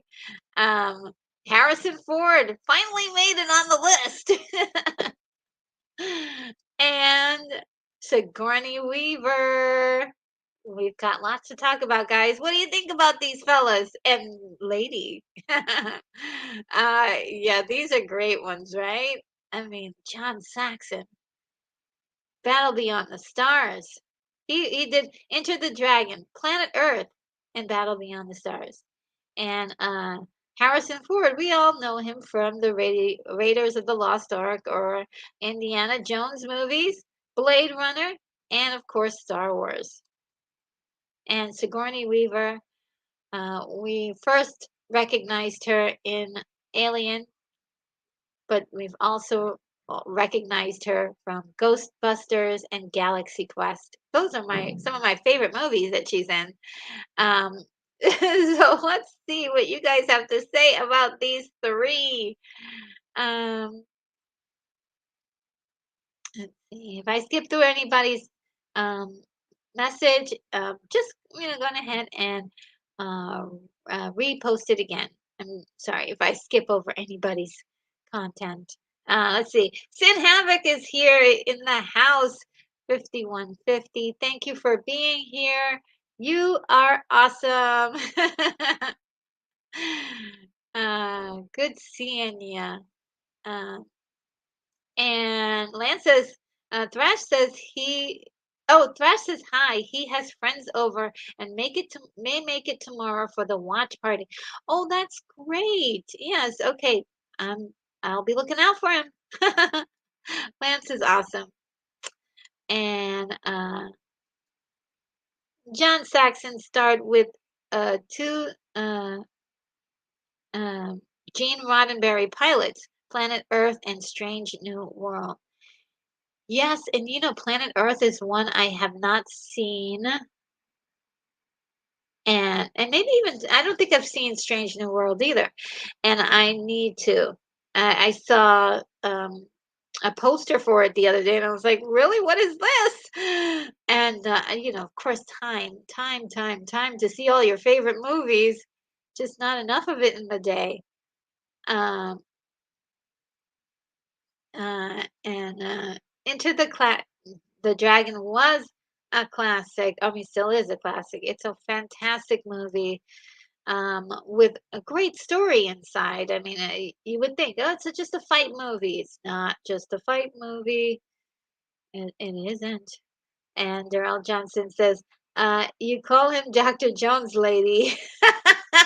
Yes. What a joy is it to see Kay Kwan, doing so well nowadays. So yeah, um, get away from her, you.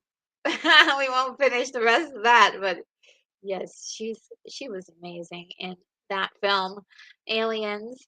And Lance mentions that John Saxon's Black Christmas, which I never saw.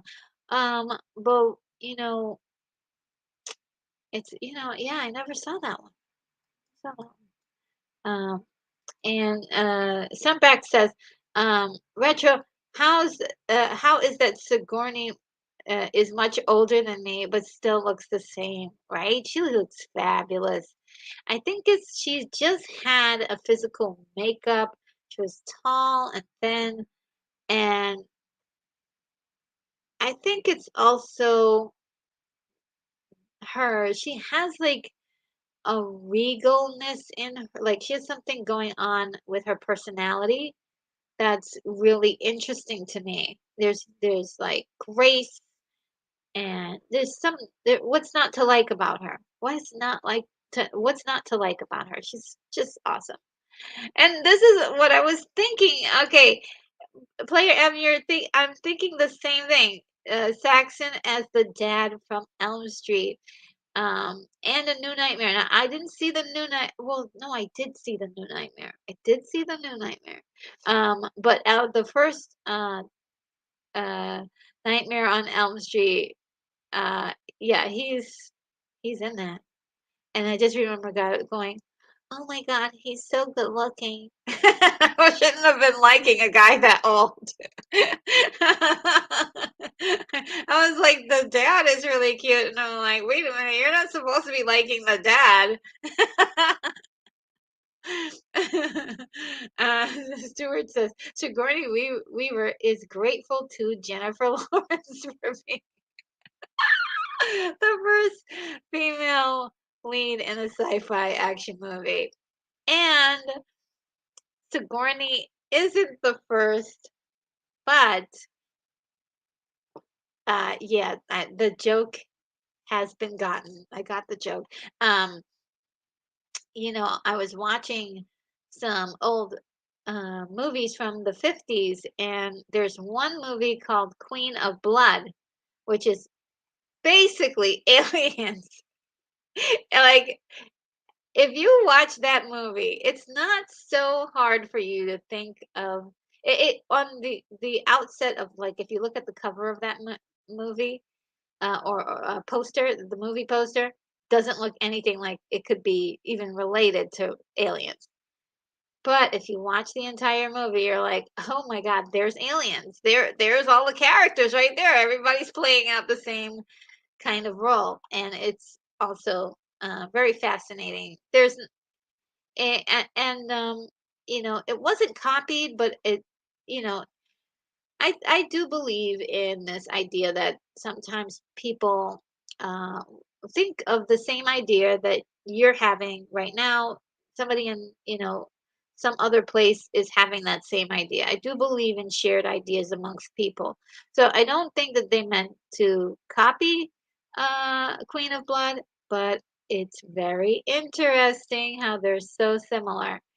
Um, and there is a female lead, that when you see her character, you're gonna think of, uh, well, not when you see the character, but when you see the story, you'll think of Sigourney Weaver. Um, and I love what Sigourney did in the Alien movie, how they portrayed her as a serious, um, a character that knew her stuff. She was smart. And, at the onset of it, you know, she's just one of the crew. And, by the end, she's the last survivor. She's the one to make it out of there alive. Incredible.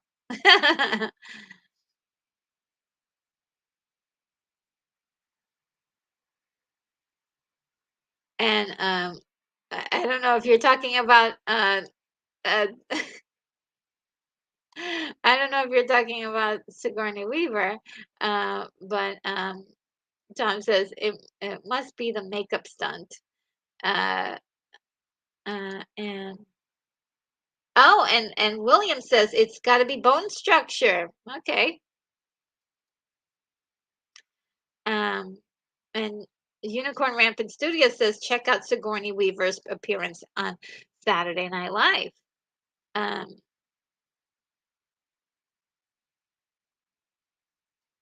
and let's see.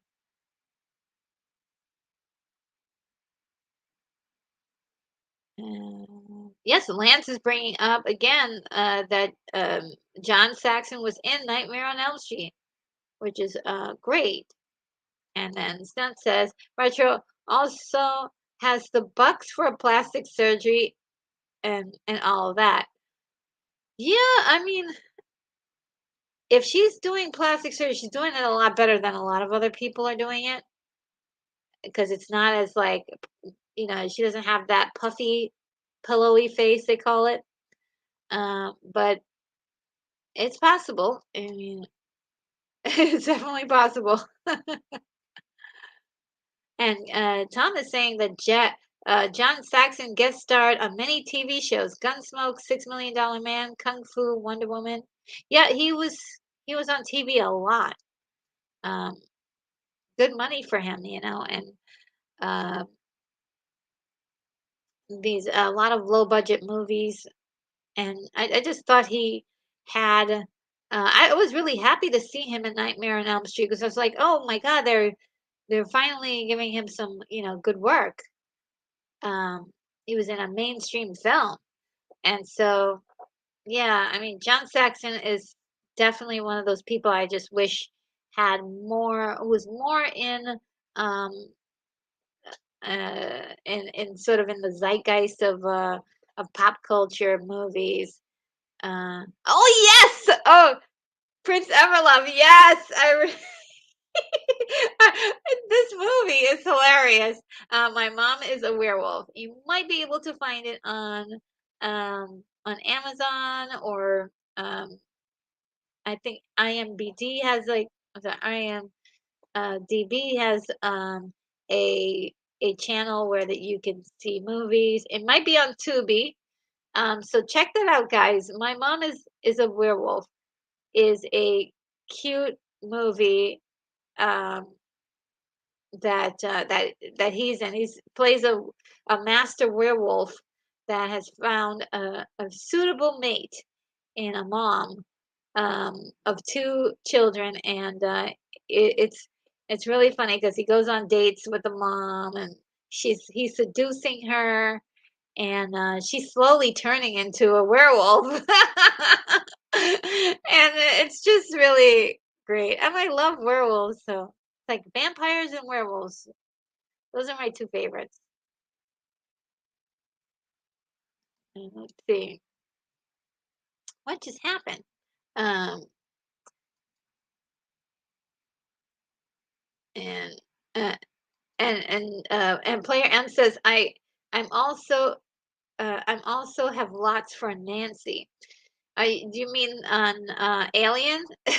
The character, uh, well, I believe her name was Nancy.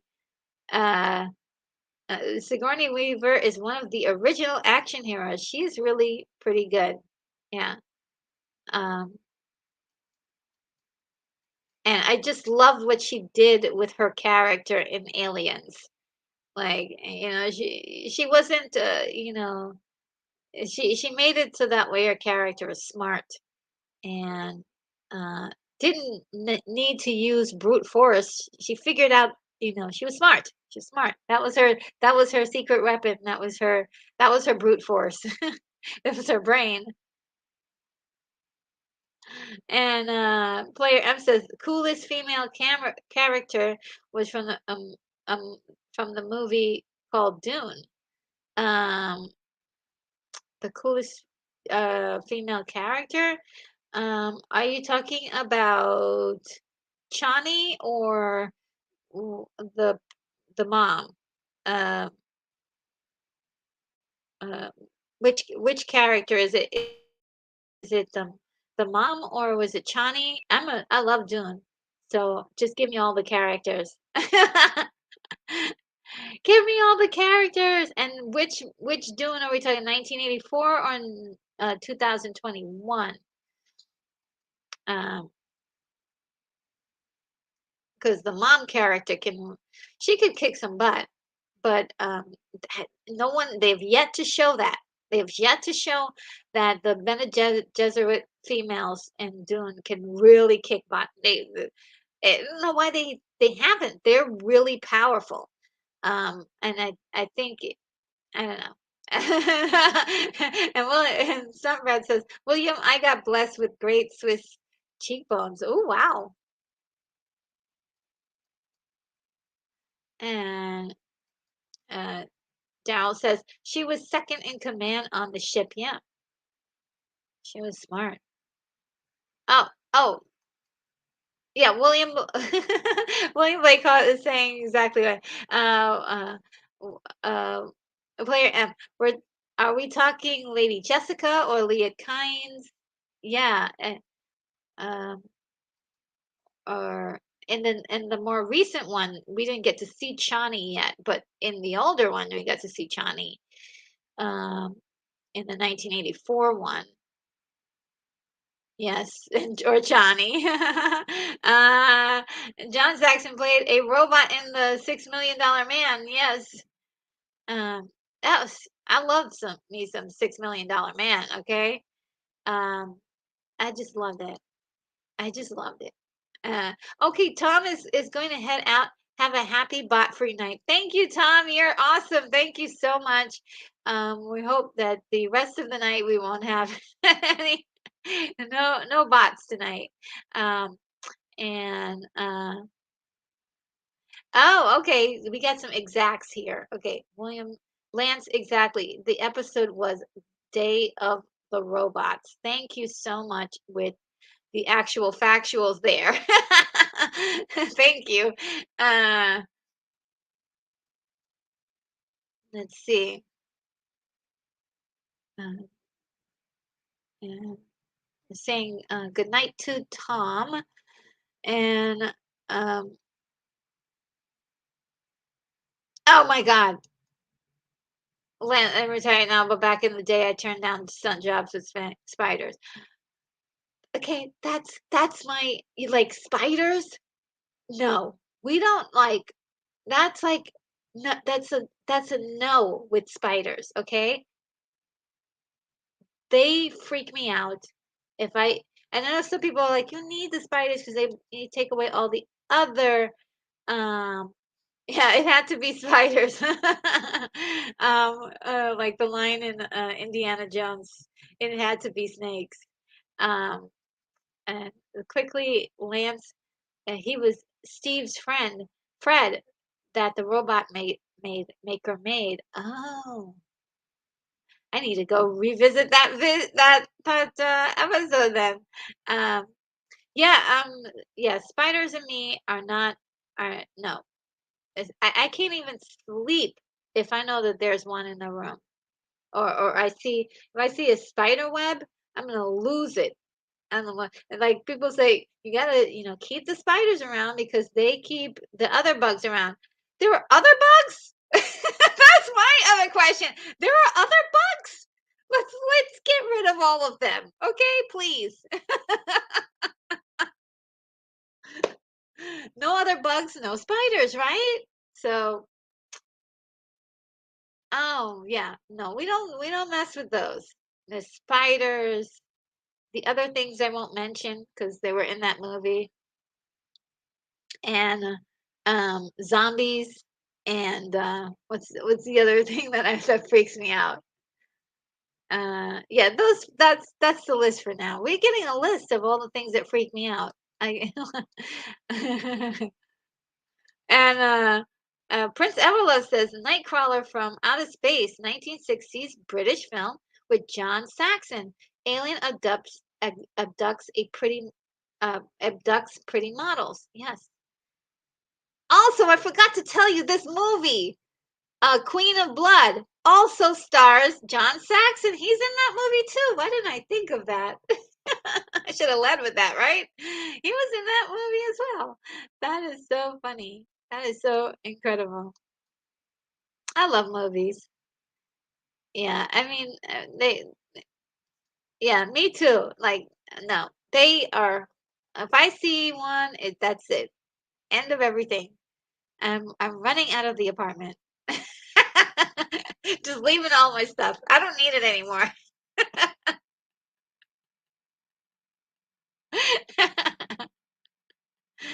Oh my God.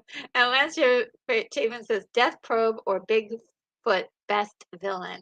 And William says, I thought Bigfoot wound up being nice. Oh yeah. Bigfoot was in the $6 Million Man show as well, right? And then Richard knows by none of them, not one, and that's it. And Player M says, actress for Dune, Virginia Madsen, Princess Irulan. Yes, Princess. First of all, Virginia Madsen at that time, gorgeous. Now, a lot of people had said, "Oh, we don't like, Princess Irulan's long monologue, and it's a whole bunch of exposition." I loved it. I loved it when I was a kid to see that, and she was so beautiful. Um, it was perfect for me. For me, it was perfect. But yeah, Bigfoot played by Andre the Giant. Oh wow, and Ted Cassidy. Also, John played in an alien that controlled the Sasquatch. Interesting.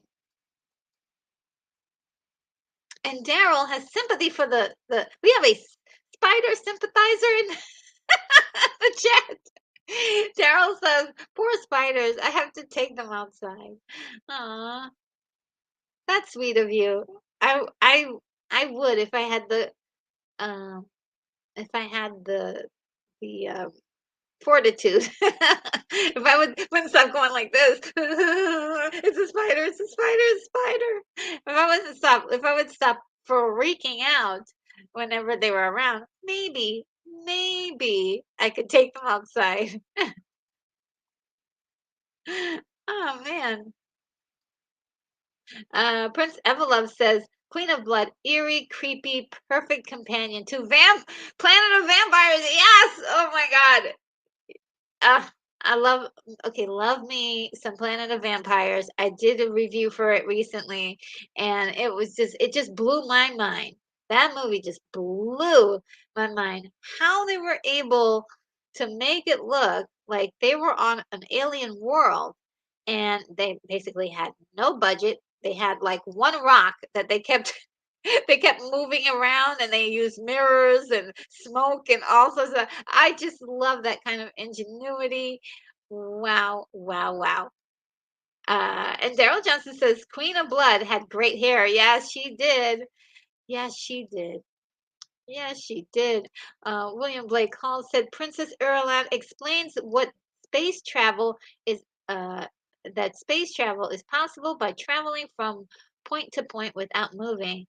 An hour later, I realized what the movie was doing. Yeah. Uh, it was one of those things you do have to like watch it a few times and you're like, oh, that's what she's talking about. Well, that's what that whole thing is all about. And Blake says, William Blake Hall says, more or less, a beginning is indeed a very delicate place to start. Yes. Oh, yeah. What a great quote. Um, Unicorn Rapids says her journals are part of the history she's allowed to keep. Yes. And that's the book was basically that's what the first book was, right? Basically, her journals describing the life of um, Paul Atreides. What a fantastic book. Love that movie. I really love the 2021 version as well. And I can't wait to see the sequel. All right, and Lance says, I'm out, guys. See you all tomorrow for the watch party. Okay. Thank you, Lance, for being here and you know, giving us so much while you're here. Thank you. And we'll see you again tomorrow. You have a good night. And everyone's saying good night to Lance. All right. Okay. And Lance says, RNG, love you. You made my night. See you tomorrow. Oh, you're the best. Thank you. You're so awesome. Definitely awesome. And Prince Everlove says, Maria Bava's Cat Katinki was was the first blob-like film. Oh, really? Oh wow, Prince Everlove, you're coming in, coming in with the hot information here. Thank you. Love these little bits of trivia you guys give me. So what I'm gonna do is I'm gonna close it out with three more, and then we'll continue. Okay. So my next three: Mel Gibson, Braveheart, Lethal Weapon, and Mad Max. Oh, let's make it so you can see it. And then Kurt Russell, The Thing, Escape from New York, and Big Trouble in Little China, which we were talking about earlier. And Scott Glenn. Guys, you guys remember Scott Glenn? Wild Geese 2, in which somebody had mentioned earlier, Sucker Punch, and The Challenge. He was another person who was very, very, he worked out a lot and worked out a lot up until his older age as well. So I hope you guys, this is a great bunch here that you guys will like. It looks like I'm doing a part three, guys. I'm doing a part three for Action Heroes. What do you think about that too? I mean, part three. This is becoming a huge list. I think I only have like 20 or so more. But yeah, let's see what you guys are saying.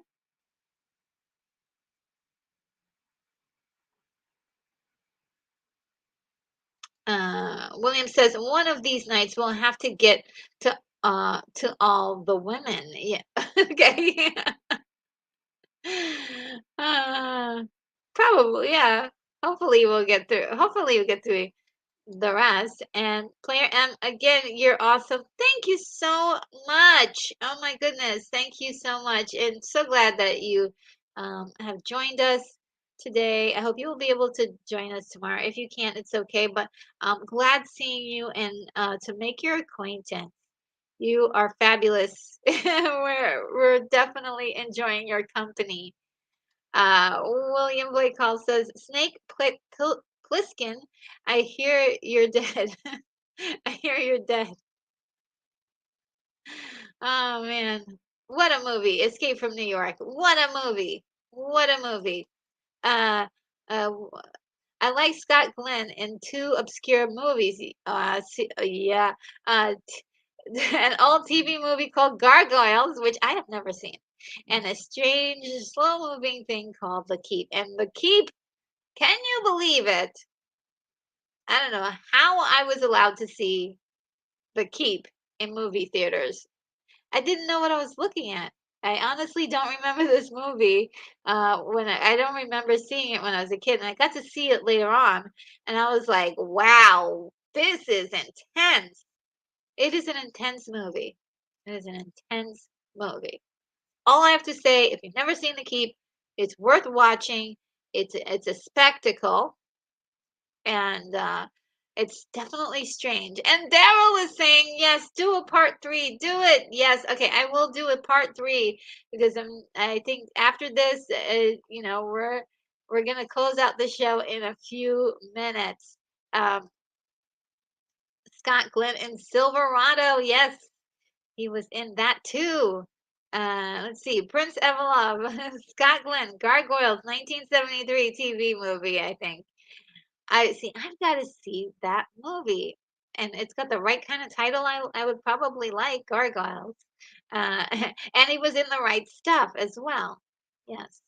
Um, uh, and Lubitsch Touch Me says Backdraft was just okay, but that's the movie I most associate Scott Glenn with Scott Glenn.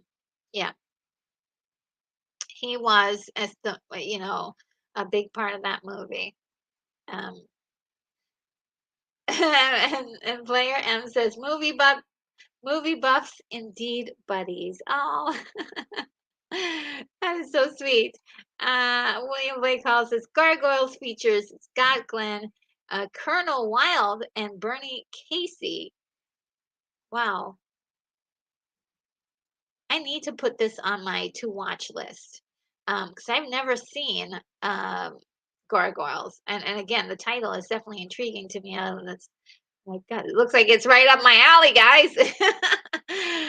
One of Scott Glenn's earliest movies was an appearance in Apocalypse Now. What a movie. And William, oh wait, Prince Everlove says, The Keep I have on DVD. Okay, for real. That movie is incredible. Um, it's not it's not a movie you can say um like I guess you could say what it is about, right? It has to do with World War II, but then there's like this creature and it's like wild. And then there's a love story in there. Like, how do they fit a love story in this thing? It's weird. It's weird. It's a weird movie, but I like it. Um, and yes, very good for you, Prince Everlove, for having that movie. It's one of those rare movies, and definitely shows you are a film connoisseur. uh, you know, yum yum yum. Yes, it's available on eBay. Um, oh yes, The Keep, an early appearance by Ian McKellen. Um, And oh, we got some more information about gargoyles. Prince Evelov says gargoyles in 1972 won an Emmy for makeup effects. I need to see this immediately. And Stuart Mitchell says The Keep was one of Michael Mann's earliest films. Oh, that's cool. How did I miss The Keep? Yeah, it's easy. I mean, I missed so many films. Yeah, I missed Gargoyles, so I hear you. Um, and Player M says, I would indulge anyone who likes movies to watch Only the Strong. Funny reasons why. Only the Strong. Okay. Let me write that down. Uh, Only the Strong. Well, got that on my list. All right. Okay, so guys, I am going to pack it up. Now, before I'm done, I usually put on a video that is a few minutes long to close out. So you guys can say goodbye to each other, say goodbye, say your closing words, who is your favorites, anything that you may want for future shows. Go ahead and leave that in the chat. Tell me everything. All the, those of you who haven't commented yet, go ahead and leave a comment down there as well. And I will definitely see you in my next video. One last comment here. We got William Blake Hall that says he loves Scott Glenn in The Hunt for Red October. Yeah, the thing about this guy is that, he started out being sort of a beefcake, and then it turned out he was a great actor. I mean, no slouch when it came to acting. So yeah, what an incredible what an incredible actor he was. So yeah, um, and we got a few more. Only the strong dialogues. Okay, they have really good dialogues in that one. All right, and oh man, I forgot about the movie. William, he was he was the U.S. sub commander. Yeah, yeah. All right. Okay, so I'm going to close this out. The video is going to start in a few minutes. Guys, I want to thank you so very much for joining me today. It is definitely an honor for me to spend time with you. I really wasn't feeling well earlier today, but I feel better. I feel energized. And so I think that was because I was talking to you guys. You guys make me feel better. And so I am going to definitely arrange for this to be a conversation we have at another day. I did want to there's some other conversations I wanted to have. And one of them was definitely, I wanted to talk about the new DC slates and new conversations about some films that are coming out, um, that will be coming out from Warner Brothers and DC. And I think that would be an interesting modern take for us to talk about as well. I do want to say that all of the contributions tonight um, are incredible. Your knowledge about movies is just staggering, and I appreciate it so much. So, without further ado, let's see if I can get there. Uh, for the closing video, go ahead and leave your closing comments and statements and goodbyes to each other, as we made so many great friends tonight. And I will see you in the next video. Without further ado, I bid you adieu.